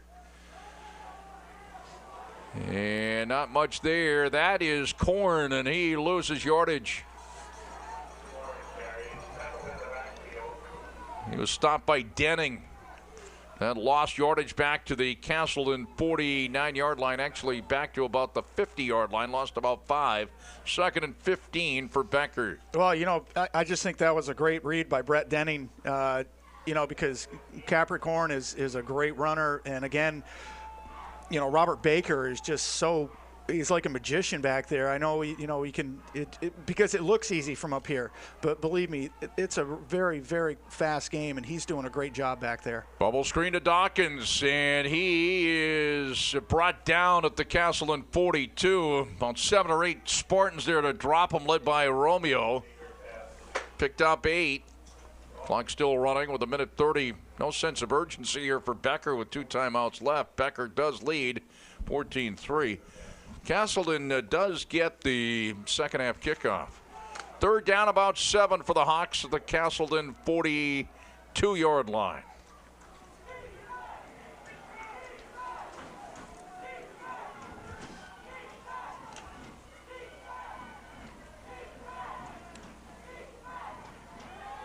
Baker throws near side, catch made down at the 30. Nice job coming back to make the catch. That was DeCanio. Well, you know, Thomas DeCanio is, you know, he's a junior wide receiver, so he's had a couple of years with with Robert Baker. And again, these receivers from Becker just know how to come back to the football, and they protect it. Baker throws a beautiful ball. He throws it from shoulder pad down, so the chance of it getting intercepted is just about zero. Nice play by Becker. Picked up 12 on a first down, 1st and 10. The call to Vincent as he bounces toward the near side down to the 26-yard line. Picked up about 4. Todd Carr on the stop. Timeout Becker with 32.1 seconds to go in the half. That's Becker's second timeout. Well, you talk of that Becker wasn't in a big hurry to get down the field. And, I think that's just great clock management by the coaching staff, because, first of all, Castleton's getting the football back in the second half. So if you come down the field too quickly and you score, if say they went for 1, all right, just for argument's sake. So you'd say you go either 20, 21, or 22-3. You don't want to give Castleton a chance to come back and score before the half and then get the football back in the second half. So I think it was just good clock management by the Becker Hawks. Becker leads 14-3 with 32.1 seconds to go in the half. At halftime, we'll have all the stats for you. We'll be taking a little break. We'll be listening into the Castleton Band entertaining. A Castleton Band making its way toward the corner of the end zone.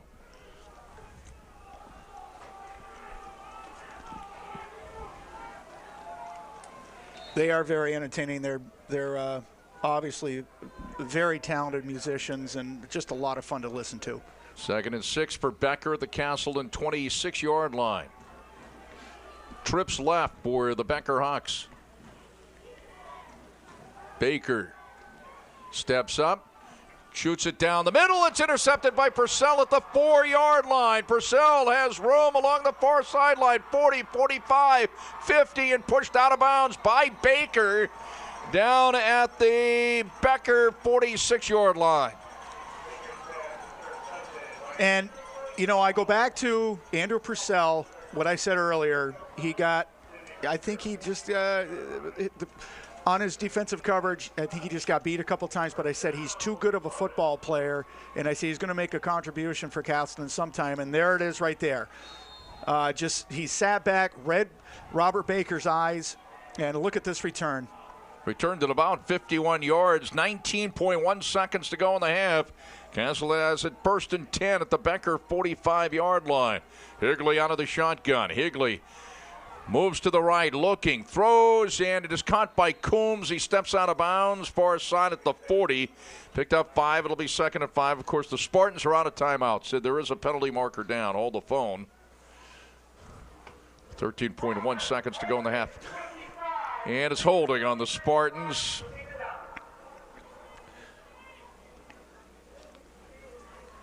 So it'll be from the point of infraction. And they will move it back to the Castleton 45-yard line. It's going to be 1st and 20.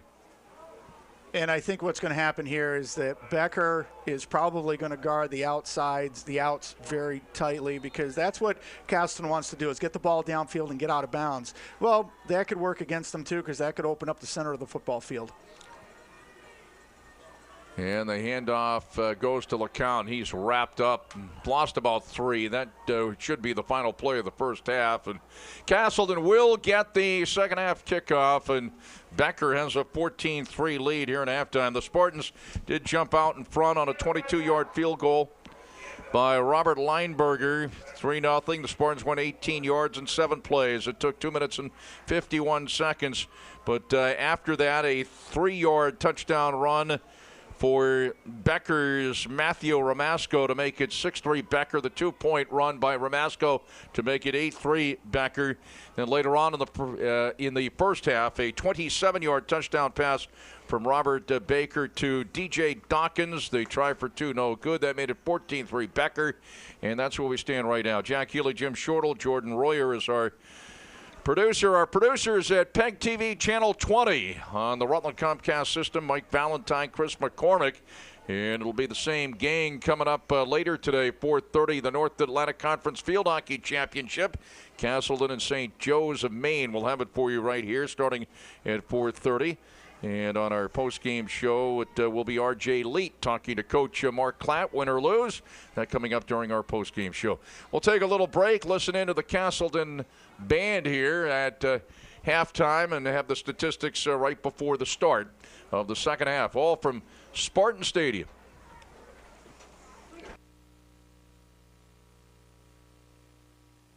Why did I choose Castleton? Castleton is big enough, so there's a lot to do. It's small enough so I can really get involved. Sports. Theater and music. Radio and TV. Internships and community service. There's a real sense of community. And lots of opportunity. And Castleton is in Vermont. That means hiking, biking, skiing, and riding. Visit castleton.edu to learn more about Castleton.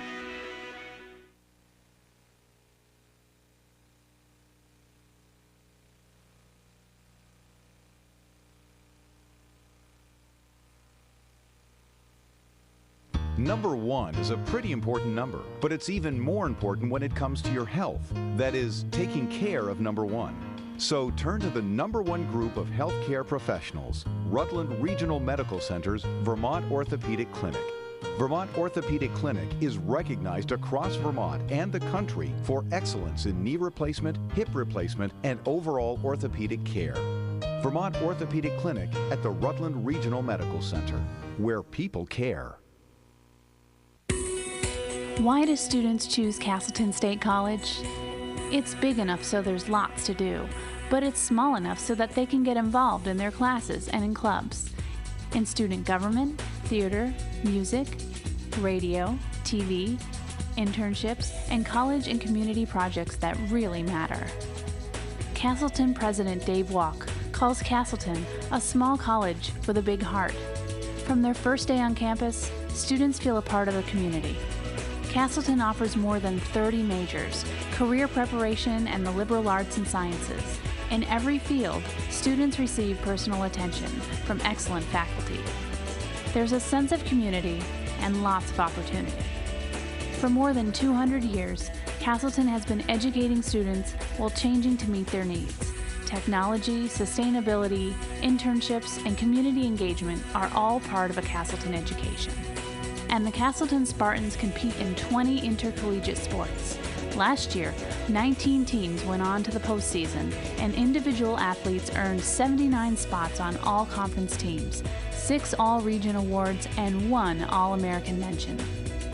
Spartan Stadium, the home of men's and women's soccer, men's and women's lacrosse, field hockey, and football, is one of the finest facilities in the state. Glenbrook Gymnasium and Spartan Arena have been beautifully renovated. Castleton is in central Vermont, near the best snowboarding and skiing in New England, and close to where you are right now. And with all these advantages, Castleton is affordable with costs well below private colleges. Find out for yourself how Castleton can make a difference in your life by visiting soon. Check out the web at castleton.edu.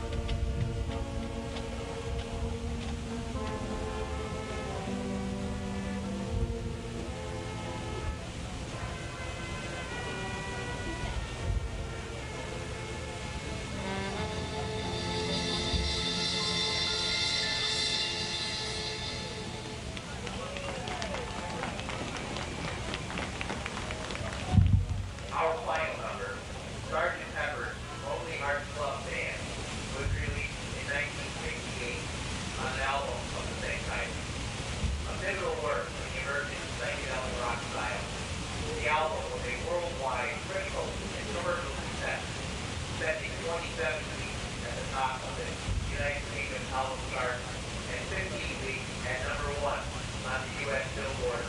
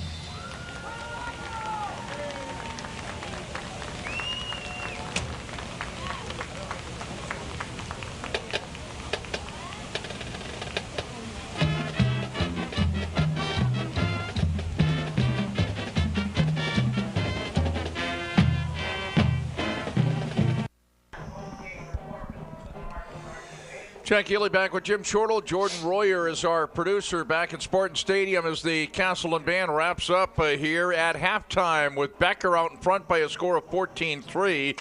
Recapping the scoring, the Spartans got on the board in the first quarter with 10:08 left in the quarter. Robert Lineberger, a 22-yard field goal. Spartans went 18 yards in 7 plays. It took 2 minutes and 51 seconds. It was after the punter went back and it got tackled after the relatively high snap from center. They did make the connection on the snap, but he was tackled, and Castleton in pretty good field position ended up getting a field goal. In the second quarter with 13:01 to go in the half, Matthew Ramasco scored on a 3-yard run for Becker. That made it 6-3 Becker, and Ramasco on the 2-point conversion to make it 8-3 Becker as Becker went 40 yards in 9 plays. It took 4 minutes and 22 seconds. Then with 9:07 to go in the half, it was a 27-yard touchdown pass from Robert Baker to DJ Dawkins for Becker. That made it 14-3 Becker. The try for 2, no good. And that's where we stand right now as Becker went 28 yards in 3 plays. It took 57 seconds. And that was set up on I believe on a fumble recovery for Becker. 28 yards in 3 plays on that one. And again, it took 57 seconds. Castleton will get the second half kickoff. Robert Baker, 9 of 15 with an interception, 101 yards and a touchdown. Tyler Higley, 10 for 20, 74 yards, his longest a 22-yard completion. Castleton's Doug Sappho has rushed twice for 17 yards. Elias LeCount 5 times for 10 yards.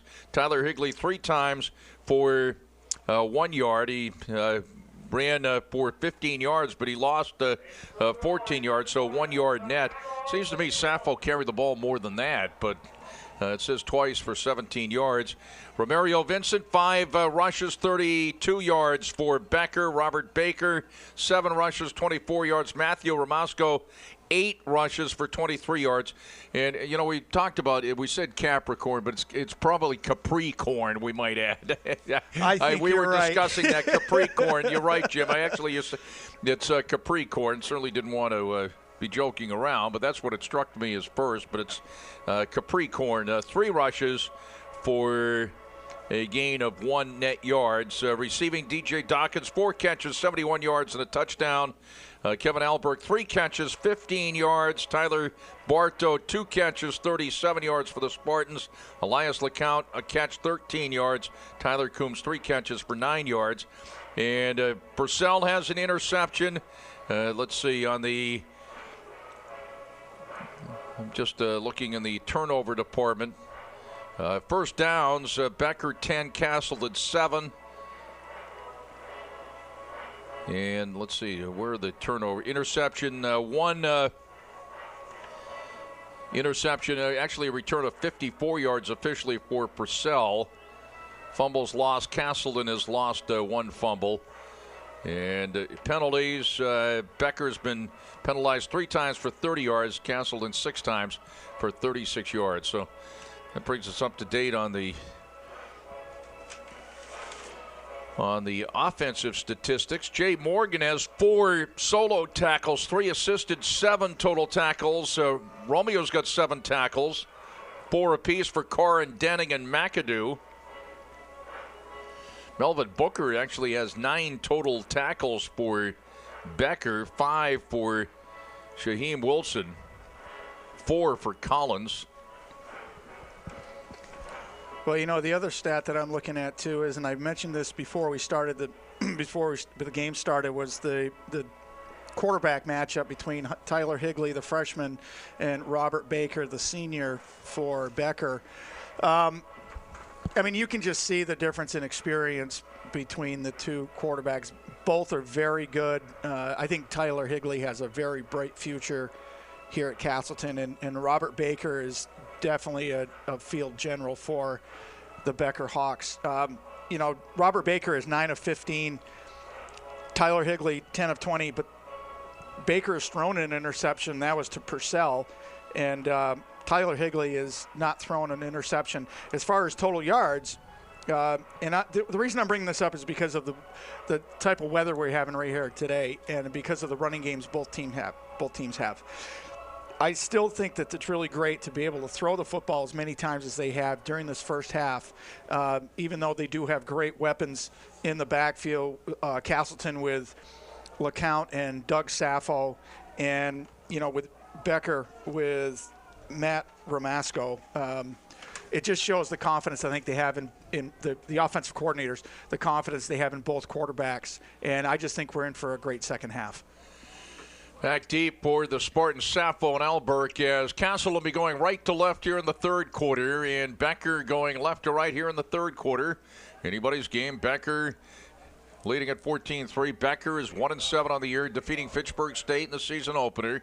0-5 in the league. Castleton 1-7 overall, defeating Plymouth State in the opener. 0-5 in the Eastern Collegiate Football Conference.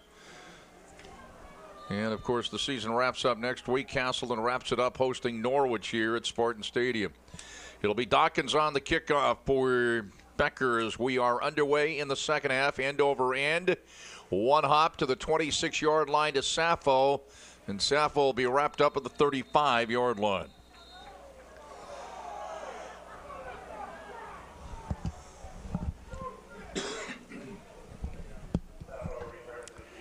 So it'll be 1st and 10 for the Spartans here at the beginning of the third quarter.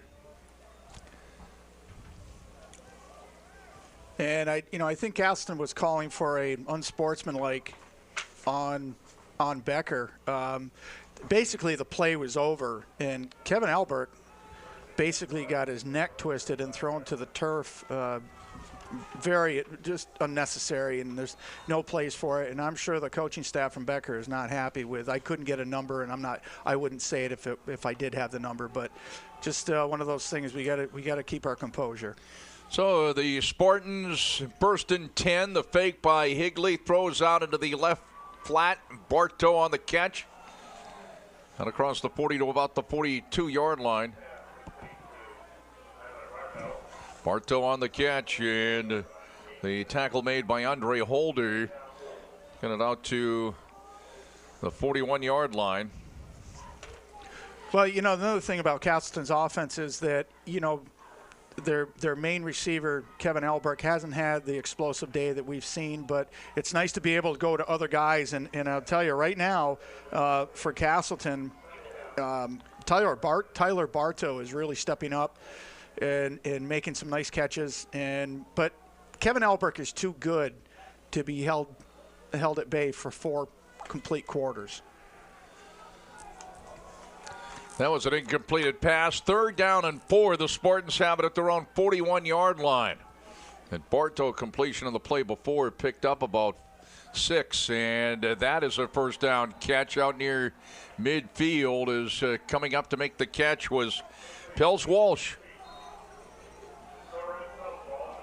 Picked up 7 and a Castleton first down. Healey of Brattleboro to Pels Walsh of Brattleboro. I was going to say the Brattleboro connection again, but it was a perfectly thrown ball. And, I just happened to watch the defense of Becker on that particular play, and Castleton just really answered the blitz and protected Healey long enough to get the ball out to Soren Peltz Walsh. Elias LeCount off left tackle and maybe a yard out to the 49-yard line. It'll be 2nd and 9.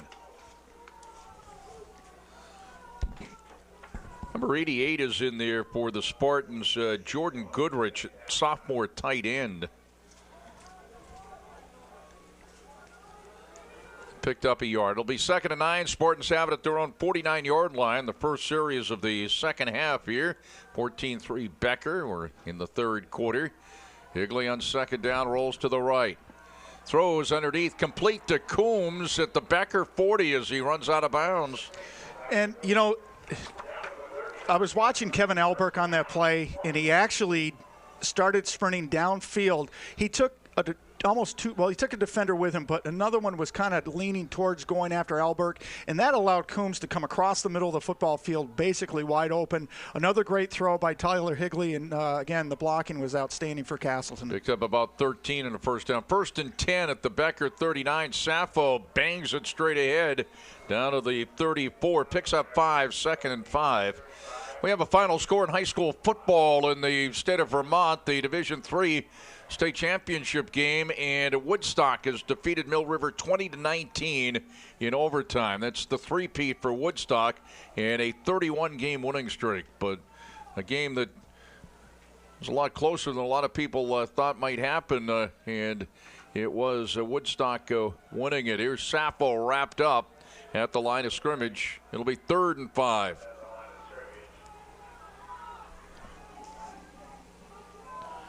And that is Michael Calafiore on the tackle. Yeah, he came up from his linebacker position. He's a sophomore, obviously very young, but he was not fooled for 1 second.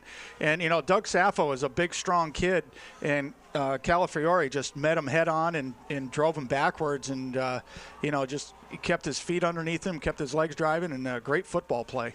3rd and 5 for Castleton at the Becker 34. Healey now being pressured, and they're going to sack him back at the 38-yard line and lost 4. And there on the sack was Melvin Booker for the Becker Hawks. 4th down coming up. 4-down territory apparently for the Spartans, or is it? Are they going to punt? They are going to punt. Here comes the punting team. So the Spartans, who picked up a first down or two here at the beginning of the second half, have to punt the football away in Becker territory. Well, I think it's a great decision because, obviously if Castleton was another 10 yards or so down the field, they probably would go for it. But, if they failed, they would give Becker the ball on Becker's own 38-yard line, which is great field position, especially if you're ahead 14-3 to start the second half. And this one will sail inside the 5 and into the end zone. So it'll be 1st down and 10 for Becker.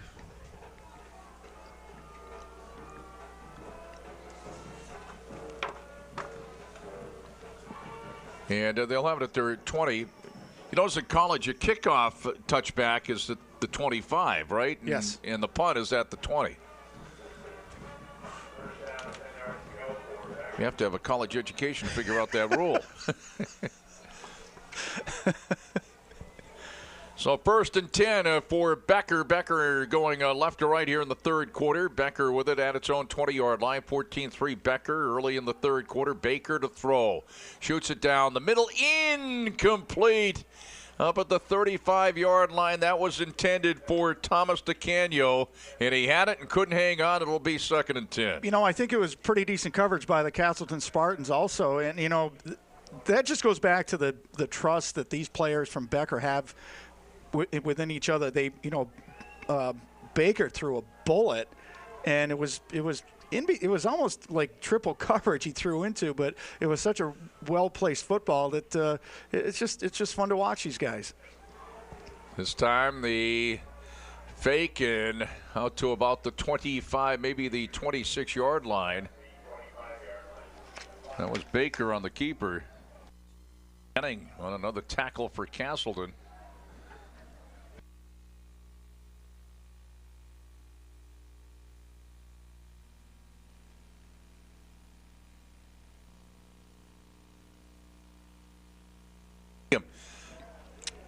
Game on PEGTV, channel 20 on the Rutland Comcast system.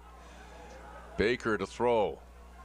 Baker, plenty of time, fires, and it's complete out at the 45-yard line, out across the 50 to the Spartan 48-yard line. It's after making the catch, Brandon Mulling. McAdoo on the stop. And, you know, you have to admire the patience.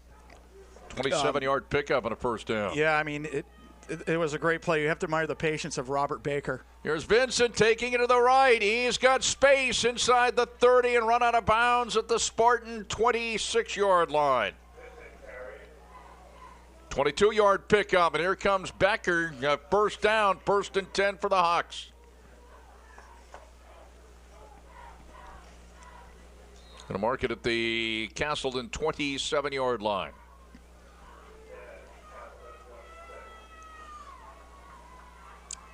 Couple of wideouts to the left for Becker. And the handoff goes to Ramasco and bangs his way down to about the 21. Picks up close to 5. It'll be 2nd and 5. And again, just have to make mention again about Ramasco, who is, I mean, I have to look at the entire roster, but I'm guessing he is probably one of, if not the smallest guy on. He definitely on the football field right now, but maybe on the entire roster. Well, he's 5'6", 165. 2nd and 6. Give him a pickup of 4.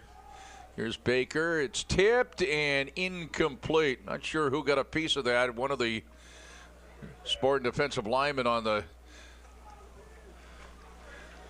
who were there putting the pressure on. It might have been tipped by Todd Carr. That was my guess also. I thought it because Todd Carr kind of.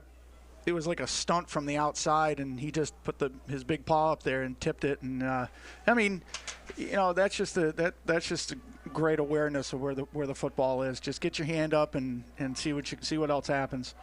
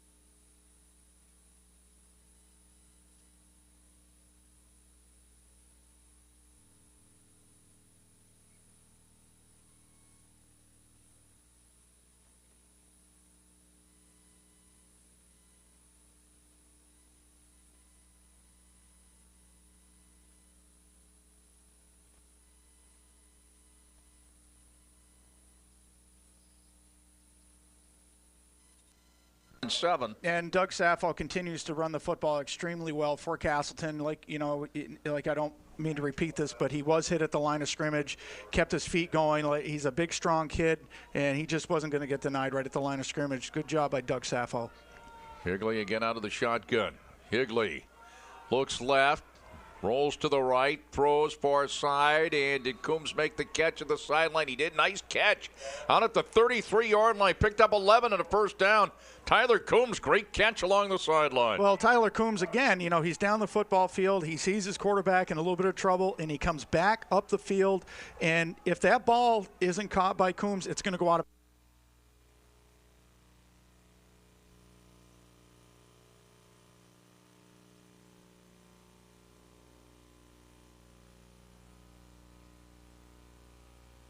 7:33 to go in the third quarter, and it's a 14-3 lead for Becker. And again, we haven't seen much from Kevin Alberk, but like I said, he's just that type of player where if the focus goes on to different receivers, it might go off of him a little bit. Obviously, they're keen on him big time, and I understand why. Spartans 2nd and 10 at their own 33-yard line. There's the fake to LeCount, and Higley is going to keep himself stutter steps, looks awfully close to a first down, got it out to about the 44. I believe he's got it. Yeah, you can see both officials. Picked up actually about 11. Yeah. First down. And, the thing is, that's the second or third time that Tyler Higley has kept the football and just squared his shoulders down the football field and gained 10, 11, 12 yards on each time. But this time, great run, first down Castleton. Castleton has it at its own 44-yard line. Fake to LeCount, throw wide open. Alberk in Becker territory. Alberk backs his way inside the 45 down to the 43-yard line. Picked up 13, another Castleton first down. Spartans on the move here in the third quarter. 1st and 10 in Hawk territory at the Hawk 43. And Kevin Alberk, he just did about a 7 or 8 yard sit down route, and but then after he caught the ball, he just backpedaled. He knew he wanted to get beyond the first down. He knew he was going to get the first down, but he wasn't going to quit. And gain of 13. Higley being chased. Higley has some room as he takes it toward the near sideline to the 40, runs out of bounds at the 39-yard line. Picks up 4. It'll be 2nd and 6. Clock stops with 6:37 to go in the third quarter. And I tell you, there was a great play by Tyler Bartow. He saw Tyler Higley. He was already past the line of scrimmage. Knew obviously he couldn't throw the football. So Tyler Bartow turns around and becomes a blocker. And and not that the person he blocked would have made the tackle, but it was a disruption for the defensive Becker. Trips right. Fake to LeCount. Wide open. Alberk as he stutter steps inside the 30. And he bulls his way down to the 28-yard line. Picked up 11, and here's a late flag coming in. Picked up 11 and a first down. Let's see here what the penalty marker is going to be about. I'm hoping they're not going to call a penalty on Kevin Alberk. Well, we'll see here. We'll listen in. It is going to be on Alberk, I do believe.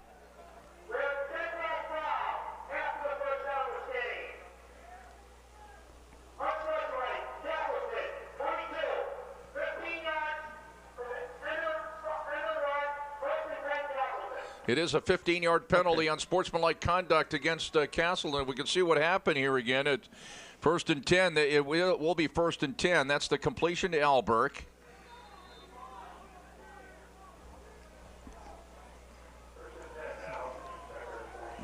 Don't know whether we could pick up exactly what happened, but it is 1st and 10. It's a 15-yard penalty, but a dead ball foul. 1st and 10 for the Spartans at the Becker 43. Play action. Higley, and he throws to Alberk, and Alberk manages to get his way down to about the 42, picked up about a yard. It'll be 2nd and 9. I didn't see what 22 is Tyler Combs. I didn't see what he did. Obviously, it was pretty. Did they call it on Albrecht or? No, they called it on 22. Oh, they did on Yeah, Coombs. I and beg that's your pardon. why- I don't yeah. want to. Yeah. So I wasn't really looking at. I was looking at Albrecht, but I don't want to say it was on Albrecht if it was not. It was on Coombs as the pass is incomplete, intended for Peltz Walsh coming over the middle down at the 39. It'll be 3rd and 10. And it was just absolutely great defense. If I can read his number, I think it was 33. I think he's that's Colton Barber, but I might be 33 wrong. for Becker, you mean? Or I'm sorry, you got me wrong. I'm sorry. Yeah. It was 33 for Becker, if that's the correct number, but that was just great defense. Healey on 3rd and 10, and he gets away from one man, gets away from another, can't get away from the third guy, loses yardage back to the 50-yard line, lost 7. And the Spartans, after picking up a few first downs and on the move and getting the first down, then the call on unsportsmanlike conduct, even though they did get credit for the first down, but they now are faced with a 4th down and about 17 back at the 50-yard line and have to boot the football away. Purcell. Oh, and there's a fumble down at the 10-yard line. The Spartans have recovered. That was Collins who fumbled it. He was back to receive the punt. The Spartans, I believe, have recovered right around the 10-yard line. A golden opportunity for Castleton. Let's see who comes out of there with it.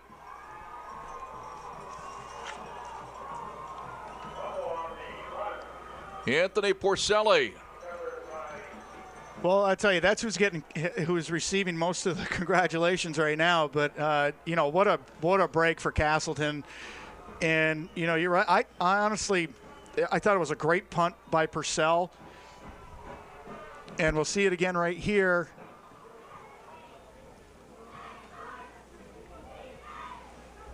And I think that was Purcelli.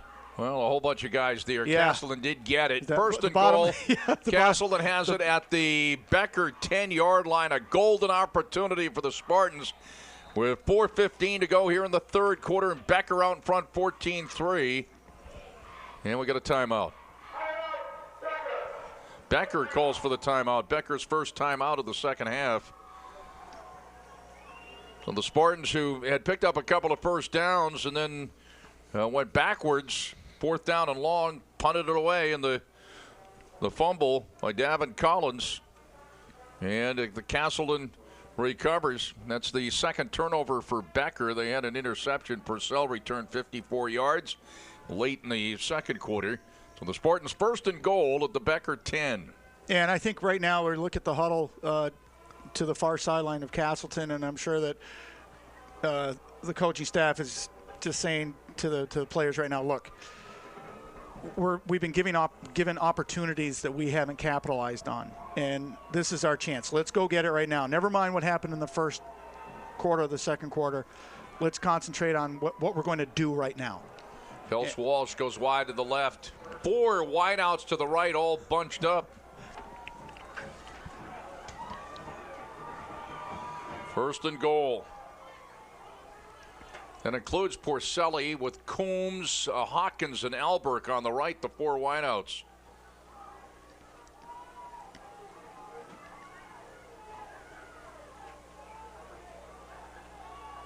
Healey throws over the middle, incomplete, intended for Peltz Walsh. Nice defensive play there.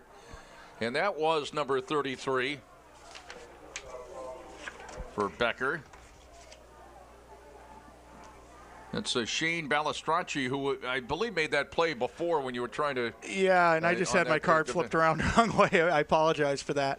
When I saw the 4 receivers to one side and you see Soren Peltz Walsh on the other, I had a feeling that they were going to try to isolate him and run that slant route or even throw it like a post corner, real quick post corner.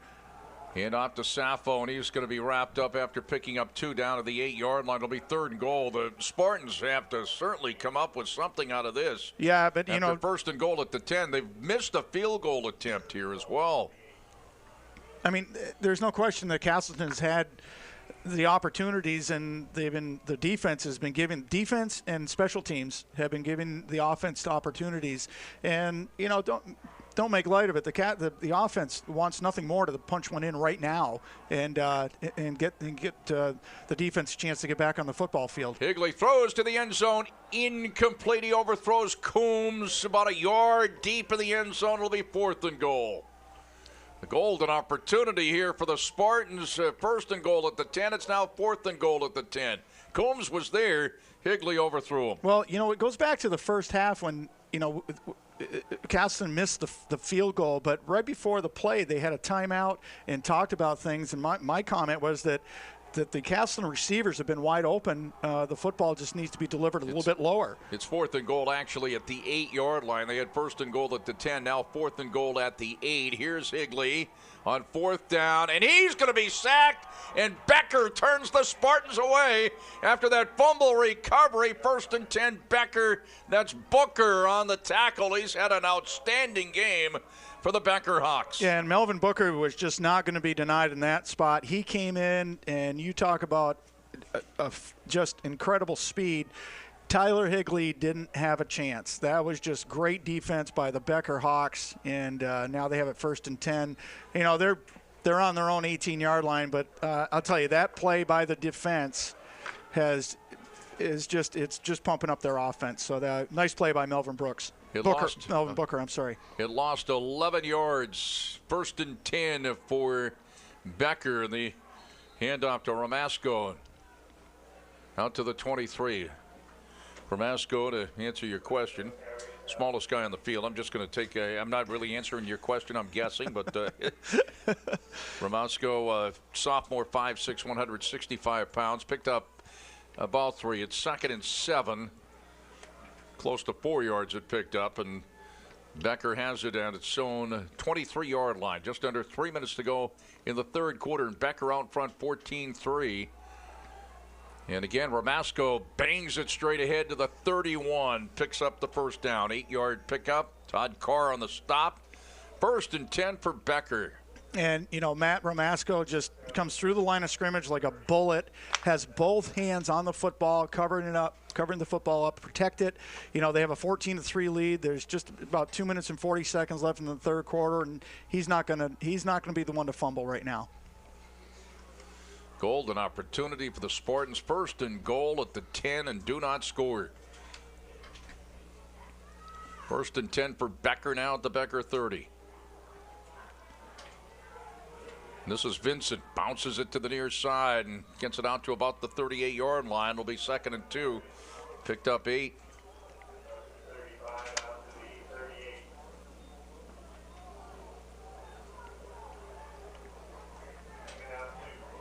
I was just looking at the comparison between Ramasco and Vincent, the 2 running backs for, Vincent's not a big kid. He's 5'10", 180.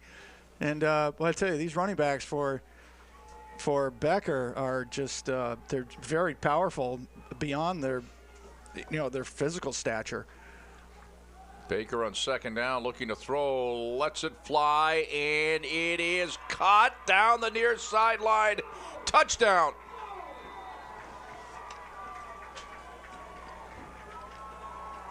So Becker on the board again, leading at 20-3.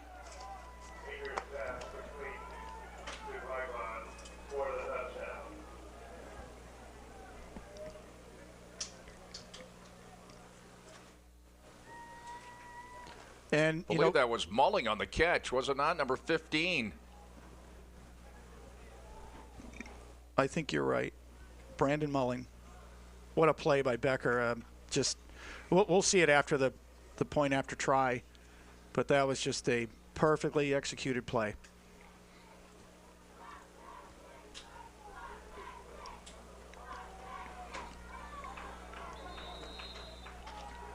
And the try for 2, no good.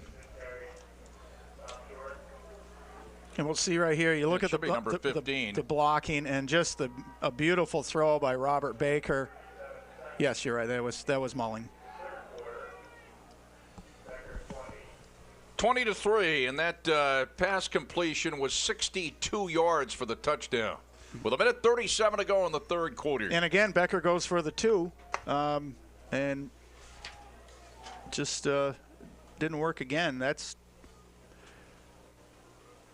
interesting, but I'm guessing it's could be just something that they discussed before the game. This is what we're going to do, and because we don't want to relive what happened. But I think at this point, you have 1:37 left in the third quarter. Still a lot of football to be played. But, the way that they command the football field right now is definitely, with Robert Becker as the field general, they just have an awful lot of weapons back in there with their receivers in their backfield. And they're kind of doing what they want to do right now. And, they're not flashy, but I think you might see them go for, if they do score again, I think we might see them go for 1.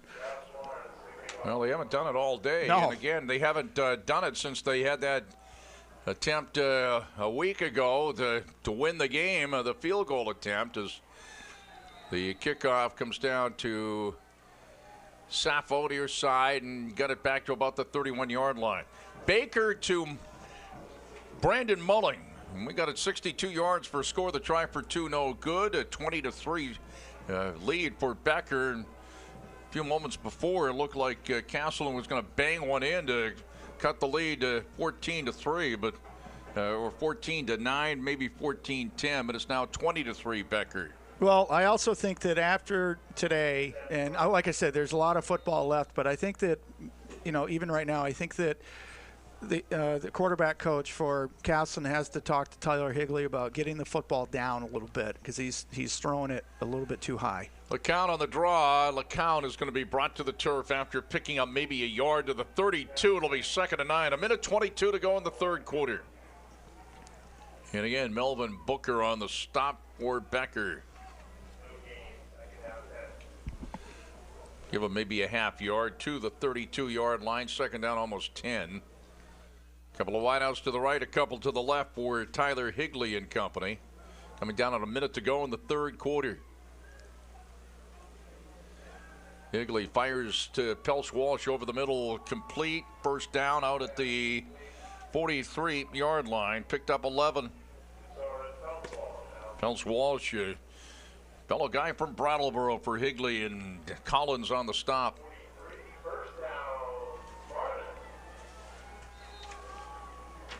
First and 10, Spartans have it at their own 43-yard line. 48 seconds to go in the third quarter. Healey on first down. Throws, and it is complete to Albert, far side at the 40. Fumbles the football, but we believe there's going to be a face mask penalty here, a penalty marker down. Becker does recover, but the pass completion down to the 38-yard line. A 19-yard pass completion. Becker did recover the fumble, but there is a penalty marker down. And it looked like a face mask, but yeah, it we'll did. Wait and see what the call is. So we could take another look at it here. The pass completion to the far sideline to Albert.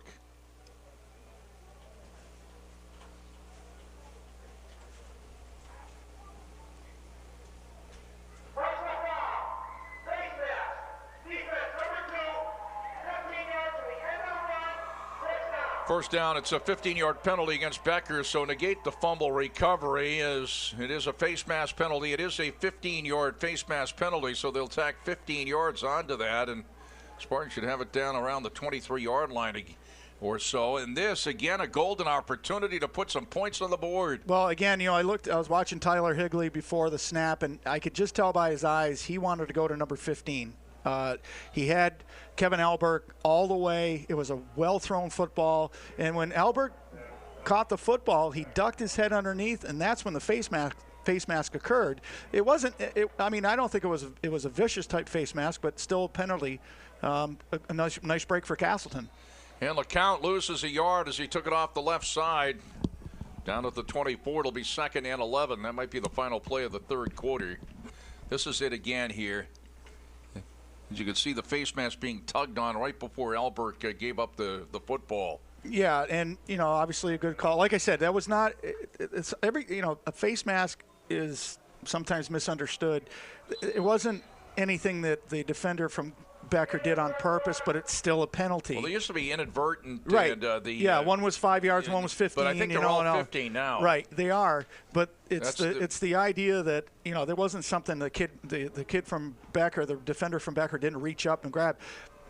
Kevin Alberg, if like anybody that's ever seen him play, contorts his body in different ways that some of us can't. And one of his moves is he ducks his head down under because usually a defender at that point is kind of coming up high to tackle him, and he ducks under him and allows himself to get free. And unfortunately, the hand from the defender of Becker just happened to grab or come across his face mask anyway. But in any event, it was a good call by the official. That's the end of the third quarter as Castleton will be going left to right in the fourth quarter. Becker right to left after 3. The Becker Hawks have a 20-3 lead over the Spartans of Castleton. That was a 62-yard pass play. The Baker to Mulling touchdown pass with 1:37 to go in the third quarter for the only scoring of the quarter. It was 14-3 at halftime. It's now 20-3. Second 11 for the Spartans at the Becker 24-yard line. Healey sets up the swing pass complete to LeCount. He's going to lose yardage all the way back to the 30. Probably would have been better off with that one incomplete. And Snyder St. Ville on the tackle. Lost another 5. It'll be 3rd down and 16. Every time the Spartans seem like they get something going, they've moved the ball okay, and then they get to a certain point and offensively they sputter. Well, on that particular play, what Tyler Healey did was after he made his fake, he locked right on Elias LeCount, and it just and that just gave Snyder St. Ville a chance to get a running start at LeCount. Healey steps up, fires toward the end zone. Coombs there, goes incomplete. Nice defensive play there to break it up. I'm trying to get a number on. That might have been Andre Holder that broke it up. Right here. It'll be 4th down. Yeah, it was. I mean, that was just great defense. And we just want to give credit where credit is due here, because the timing could not have been any better. It was just at the point where the ball was touching the receiver, and at that point, just great defense by Becker. 4th down coming up. Spartans have to get it down to about the 13-yard line. And Higley's going to be sacked, and Becker again does the job defensively. And lost yardage back to the 33, and Becker takes over on downs. That might have been, trying to zero in. I said Holder. It might have been Pittman who broke it up. That play on Coombs, and we'll say it once. 16, right. Yeah, it was Pittman, I think. Yeah, I think you're Holder. right. Yeah, because, I mean, when you see a defensive play of that caliber, you certainly want to give the credit to the correct ball player, and I do think you're right, Jack. It was Jeff Pittman, a freshman defensive back for the Becker Hawks, that just made an incredible play. I mean, that was a play you'd see a senior in college make. Here he is a freshman, and just made a nice play and gave Becker the football back. Well, Becker has it 1st and 10 at its own 34-yard line, going right to left here in the fourth quarter. And that is indeed, again, Ramasco on the call off the left side. And he gets his way out to about the 40-yard line or so, and make it the 41. Picked up 7. It'll be 2nd and 3. Todd Carr on the stop. Early going fourth quarter, Becker with a 20-3 lead. One score here in the second half. A 62-yard touchdown pass from Robert Baker to Brandon Mulling. Second touchdown pass of the ball game for Robert Baker, who was done a nice job at quarterback. And in fact, Baker, 11 of 19, 190 yards and a pair of touchdown passes. He's had 1 interception. Inside handoff there.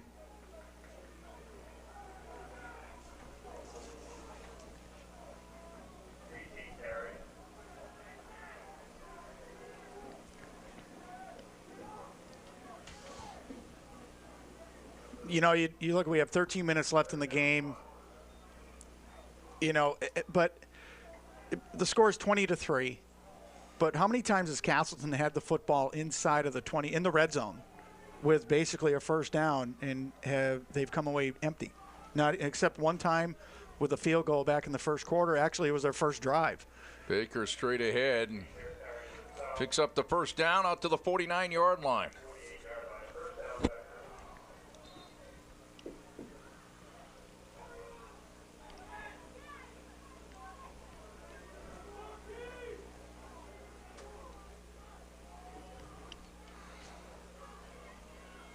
Another running back is Darius Blagman. Tough to zero in on his number. Yeah. He carried it before. I mean, it's not the best font. No. For Becker. It's 1st and 10. It's Blagman again off the left side. It'll be 2nd down.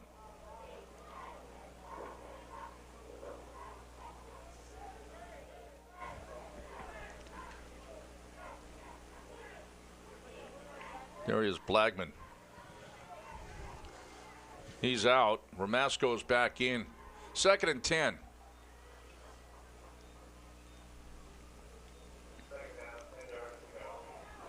You notice the PA guy didn't say anything on that carry either, because, I mean, we haven't mentioned all day, but no, the color combination and the font for the Becker uniforms here are atrocious, quite frankly. And actually, our advantage is the cloud cover, because if it was sunny out right now, it just happens. These, like we talked about earlier, you get these designers, these athletic companies, and they really don't understand. It might look nice when it's right up close to you. Yeah, and you might be able to see it okay on your monitor, but we're looking at it live here, and I think it's okay. You mention it once a game, and we didn't mention it until now, but I mean, it's really difficult. You kind of wonder why the jersey companies allow that to happen. But 3rd down and 8 at the 50-yard line for Becker. Becker leads 20-3 with 10:45 left here in the game. Baker straight ahead, and Baker slides down at the 41.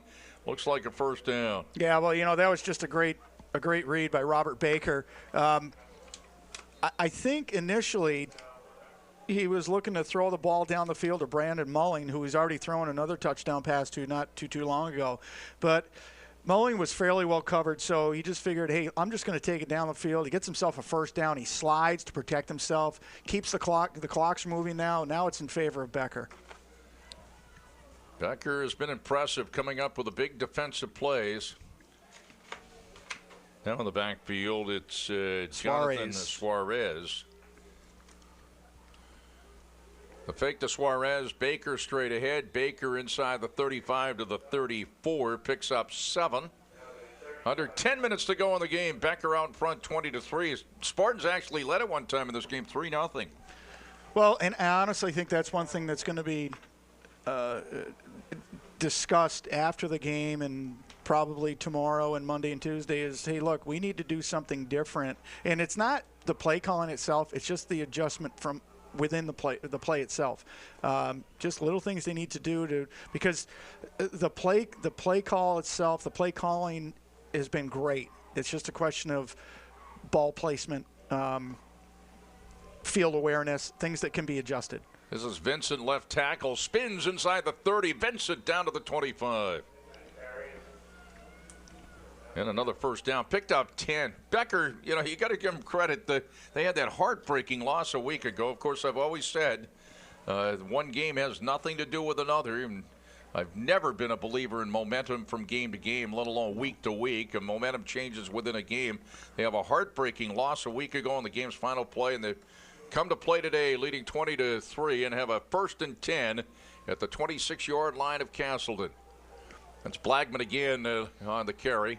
Down at the 24. And I think I can say this, I say it very sincerely, that both of these teams are better than 1-7. I think we're watching Becker having a very, very good afternoon here at Spartan Stadium. And Castleton needs to make adjustments. It's not because they're just, they're getting blown out by, every single play. They're not creating opportunities for themselves. They are creating opportunities, but they're not capitalizing on those opportunities. And I think this, like I said, it's going to be discussed. And this is for Masco on 2nd and 8, and he's driven back. So he took it off the left side. 8:09 to go in the game. 20-3 Becker. R.J. Leet will be going down below in our post-game show. We'll be talking to Castleton head coach Mark Klatt. Picked up yardage to the 23. It'll be 3rd down and 7 for Becker at the Castleton 23-yard line. Baker with a couple of wideouts to the right. One of the wideouts to the right is Howard Bradley, a freshman wide receiver, and he's number 7. Also number 82, Raymond Washington. And is that a fumble? It's a fumble. Castleton has After it. the pass completion, the fumble down at the 20-yard line. And on that particular play, we're going to see it again. What they did was they took receivers, put them on one side of the football, but then they threw it through the other side of the football field, which Castleton did on their previous series. But they threw that bubble screen, which is, I think, a really good play, but it hasn't been run well by either team today. Castleton's tried it a couple times. Becker's tried it. You see it here. Right here, it's like you see the linemen running downfield, and they're basically running past the would-be tacklers are running right by them. Well, and it's happened on both sides of the football. A couple of fumbles lost and an interception, and now Healey, after the fake, is tackled back at the 12-yard line. And again, that's Melvin Booker on the tackle. My goodness, what a game he has had. Oh, man, I'll tell you, he really has had a great game. Melvin Booker has done a lot of things, and a lot of things really well for the Becker Hawks this afternoon here at Spartan Stadium. And that lost about 5. It'll be 2nd and 15. Healey now looking to throw, and he's got Al Burke, who breaks a tackle. Initially was hit after he made the catch and got it out to the 32-yard line. A 15-yard pickup. And a 1st down. He got just about what he needed for a 1st down. Maybe a little bit more. He actually... Maybe that was, they needed about 14, I guess, before that play. Picked up about 15. 1st and 10, Spartans have it at their own 31. Healey throws over the middle to Coombs, who gets it out to the 37-yard line. Picks up 6. It'll be 2nd and 4. And that is St. Ville on the tackle. Actually picked up 7. It'll be 2nd and 3 for the Spartans. They have it at their own 38-yard line.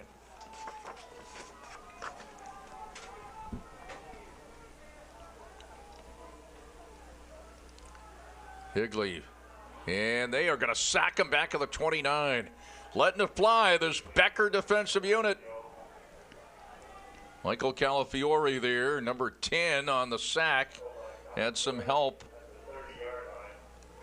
He was at least in the general area. Lost yardage back to the 30, lost 8. Yeah, I mean, Tyler Healey had nowhere to go.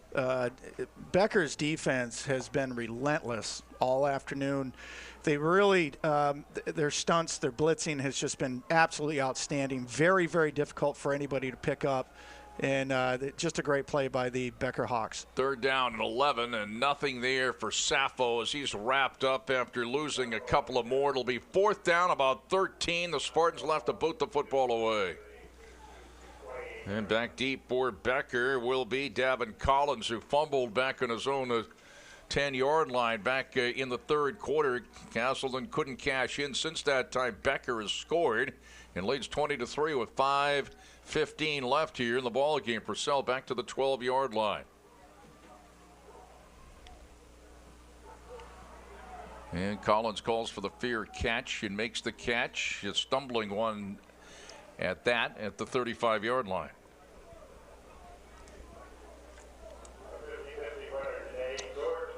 And, I think that was a great fair catch call by Davin Collins, and he certainly had a better look at this football than the last one. The last one was almost like it was sailing away from him. I thought he made a great athletic move to get over to the ball, but I think he may have taken his eyes off the football just for a second, just enough for it to hit him in the chest and go to the ground. But then again, Castleton gets the ball back on the 10-yard line and comes up empty. So I think right now they just want to keep possession of the ball. 5:03 left in the game, just run the clock out. Baker out of the shotgun. And he throws complete out to the 41-yard line. A completion out to Mulling, who caught that 62-yard touchdown pass. Catches that one out to the 41. Picked up 6. It'll be 2nd and 4. Becker has it at its own 41-yard line. And you see Robert Baker changing the play at the line of scrimmage again, and which I think is great. They're up 20-3. There's 4:20 left in the game, but don't give them anything.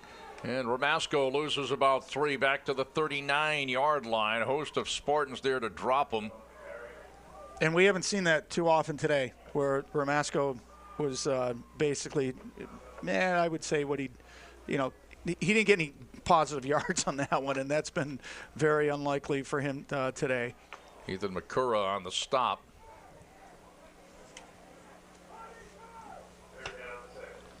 Third down about 6 for Becker. The Hawks have it at their own 39-yard line. Hawks lead 20-3 with 3:45 left in the ball game. Baker is going to be sacked back at the 32-yard line.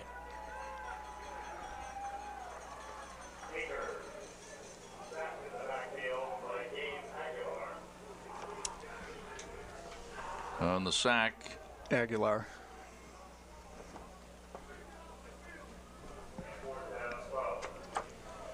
Fourth down and 12 back at the 33-yard line, and Becker will have to boot the football away, leading 20-3.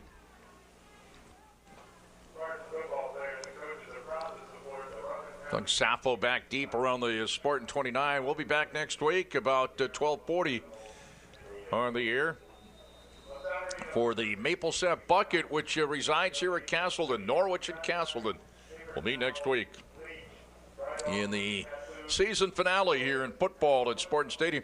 Don't forget at 4:30 or about 4:20 or so, it's Becker calls for a timeout here. That's Becker's second one left here in the second half. We have the North Atlantic Conference Championship game in field hockey as Castleton, the defending champion, goes up against St. Joe's of Maine. All the action here on the internet around the world and on PEGTV Channel 20 on the Rutland Comcast system, as is the case with this game. Of course, we'll have several hockey games on PEGTV as well coming up during the course of the season. It's all good stuff. When I get a chance, and I make time for this when I'm not doing what I consider a great honor is working with Jack Healey. When I'm home and I have a few moments, I do make time. I put on NSN Sports and even PEGTV and watch these games over again, or watch whatever's on, and it's just pure entertainment. Looks like DJ Dawkins back to boot. Gets it away, and Sappho at the 35-yard line. Sappho far side, room down the sideline, penalty marker down. Sappho down the sideline to the 5, touchdown, but hold the phone. It's going to be a penalty against the Spartans. Sappho returned that about 65 yards for a touchdown, but it's not going to count. Well, it's a block in the back. That one Jim Shortle did see. So it'll be from the point of infraction. I don't see the holes, but I see the blocks in the back. I just see all the holes. I just say, oh yeah, I saw the hole. Which I didn't, but that one I did see, which is it's not uncommon. When you see that penalty marker come out, it kind of takes the excitement out of it, doesn't it? Yeah, because basically you still have another 60 yards for the play to end, and it's going nowhere. It's coming back like it is now. They're on their own 35-yard line. First and 10. The Spartans have it at their own 35. Going left to right here in the fourth quarter. Becker out in front 20-3 with 2:40 to go in the game. Tyler Higley, and look out, he's sacked back at the 25. That's another guy that's had a pretty good game.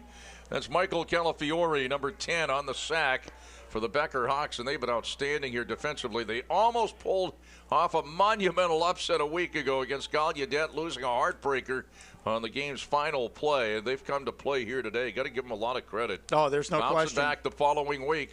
Yeah, I mean they've been just rock solid all afternoon. Not any weak spots anywhere for the Becker Hawks. It's time the handoff gets out to the 31-yard line. Sappho. You know, one thing I think Mark Klatt might bring up after the game also is on the return from Sappho. Even though there was a block in the back, that was at basically the beginning of the play. He still had about 64 yards to go to get to the score. Now, Becker is not going to give up and say, okay, it's on them. We're going to quit on the play. He still had to go a fair distance to get to the goal line. So, I mean, that's a good sign that, you know, it will work.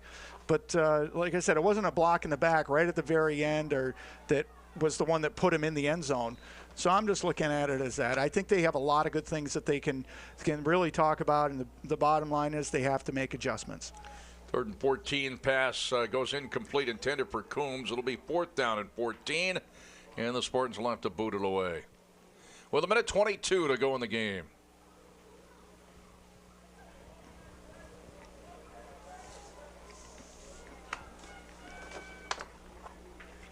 Collins back deep around the Becker 38.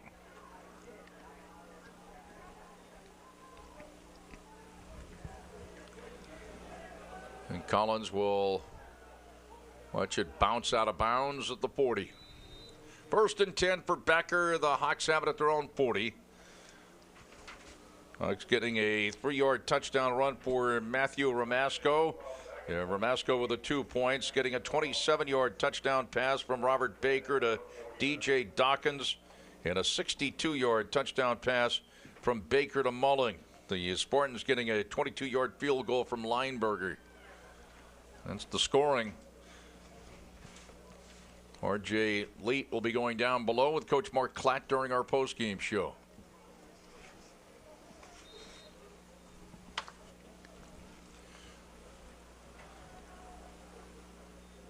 And Baker will just take a knee at the 36.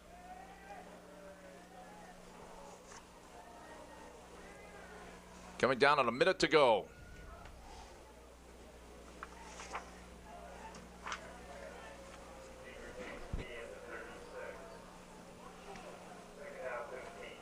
I mean, I think you it's don't see a lot of victory formations this way. No, I thought it's a little different. It's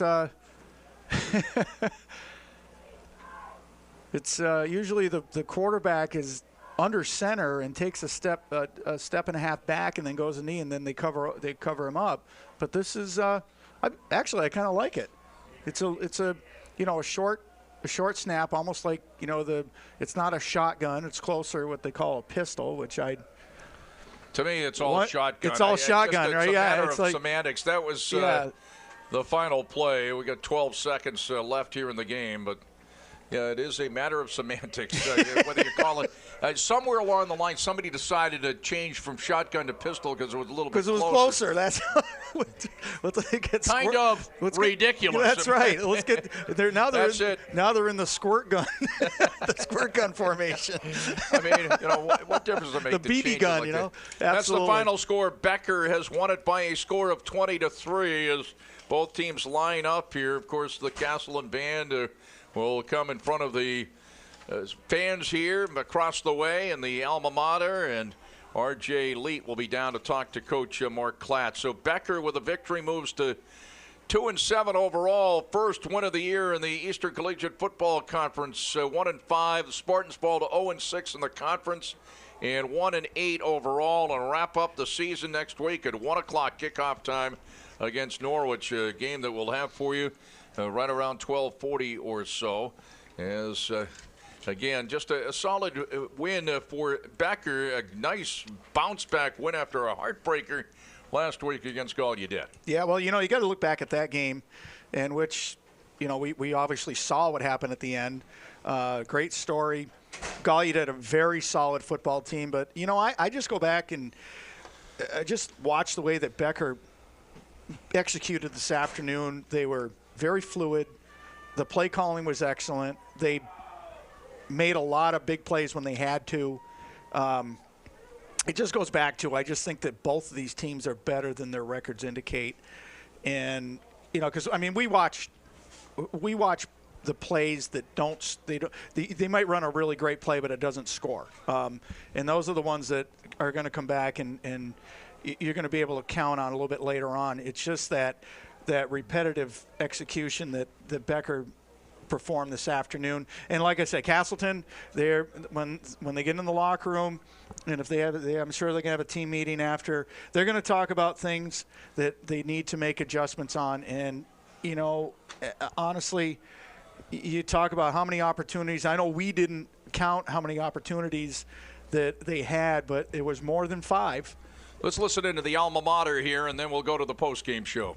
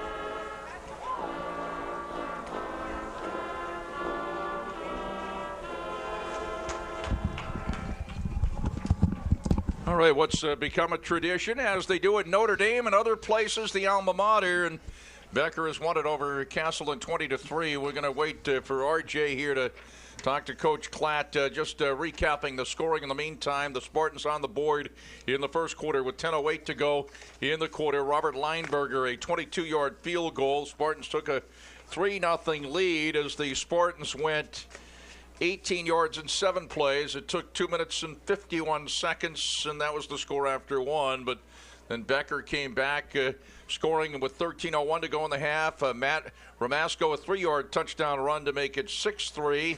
And then Ramasco for the 2 points to make it 8-3 Becker. Becker went 40 yards in 9 plays in 4 minutes and 22 seconds. Becker would score again with 9:07 to go in the half. It would be a 27-yard touchdown pass from Robert Baker to DJ Hawkins. And that would make it 14-3 Becker. Becker went 28 yards in 3 plays. It took 57 seconds, and that was the score at halftime. One score in the second half in the third quarter with 1:37 to go. It would be Robert Baker, his second touchdown pass of the ball game, 62-yarder to Brandon Mulling. And the Hawks went 81 yards in 4 plays. It took 1 minute and 51 seconds. That made it 20-3. And again, the rush field after the second touchdown as well as after the third touchdown, Becker wins it 20-3. And we'll run by some other statistics coming up. RJ Leet down below with head coach for Castleton, Mark Klatt. Let's go down below.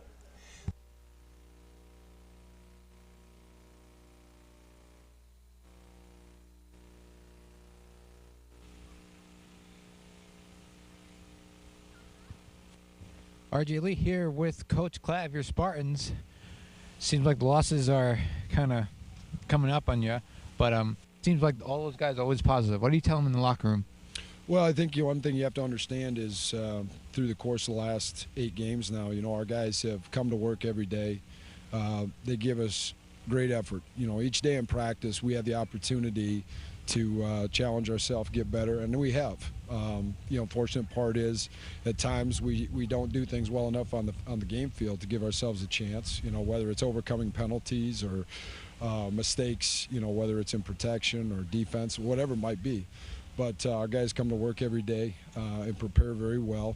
Their attitude is something that I really am proud of because, a lot of teams would look at the way our season has kind of gone and say, we can cash it in or, kind of wrap this thing up, and our guys haven't done that. I'm very proud of the fact they keep battling, they keep fighting, and they stay with one another. If you go into our locker room right now, you're going to see a lot of guys very down at the loss, but at the same time, they're very close with one another, and they've developed that relationship that's such an important part of being a good team. Those 4th and 2s, 4th and goals. What goes through your head in those decisions? Well, understand, it depends on the situation, where we're at in the game. One thing that we've lacked here, quite honestly, is that kind of confidence to overcome some of those plays. So as an offense or a defense, that's one of the things that we as a coaching staff have to continue to work at in terms of gaining confidence and projecting that confidence into our players to make a play. So it's something we have to continue to work at. And I know as we move forward, we're going to continue. As long as we're working at it and giving ourselves a chance, there's always an opportunity and success.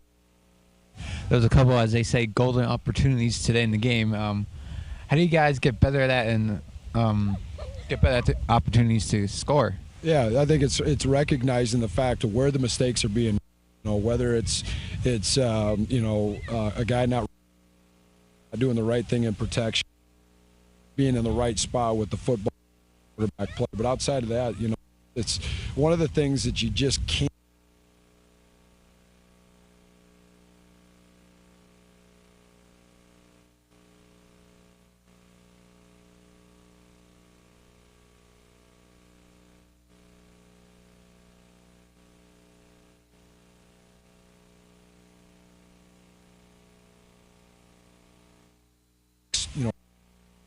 To come. So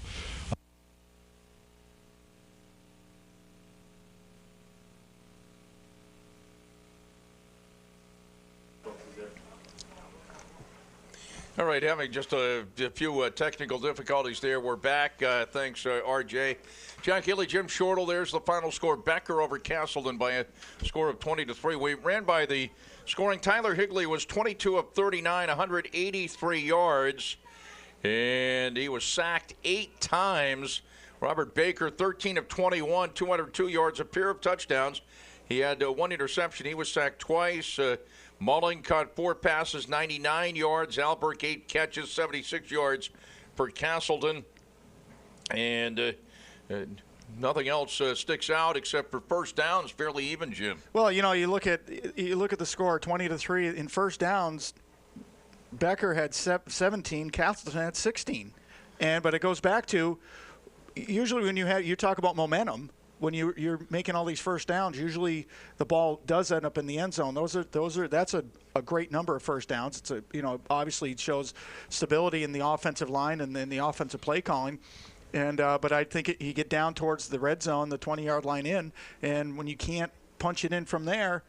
This is what happens, and I think this is what's going to happen in the locker room after. They're going to watch this game again. Well, they had opportunities. Oh, there's no question. Of course, after that fumble, it was down.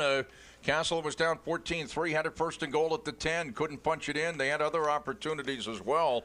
This is a game that they, shoulda, coulda won. But there's you got to no give question. Becker credit, though.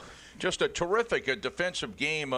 Melvin Booker was just outstanding. He had 18 tackles, 9 unassisted, 9 assisted tackles. He was great defensively. You got to hand it to Becker. Again, 2 teams coming in with, of course, both of them struggling on the year.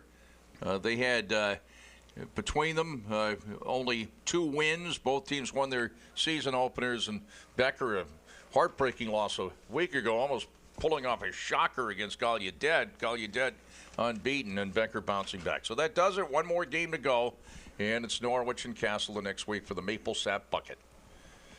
I tell you, I just think that, and I just have to say this one more time. it's a pleasure to watch these guys come out and play on these Saturday afternoons. Obviously, a great pleasure working with you.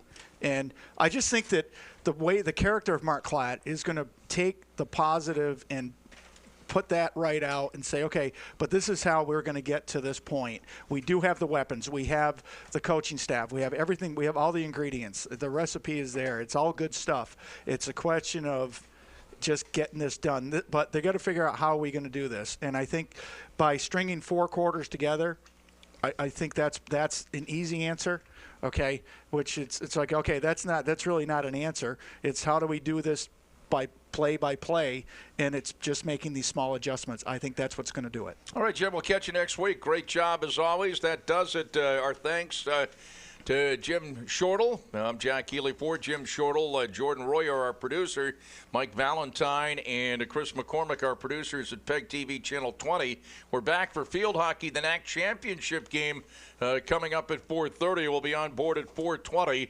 The NAC Championship game here at Spartan Stadium between Castleton and St. Joe's of Maine. So again, for Jim Shortle, Jordan Royer, RJ Leet, and again, our producers at PEGTV Channel 20 on the Rutland Comcast system, Mike Valentine and Chris McCormick. I'm Jack Healey. Have a good evening, everybody, from Spartan Stadium. The final again, Becker 20, Castleton 3. Have a good day, everybody.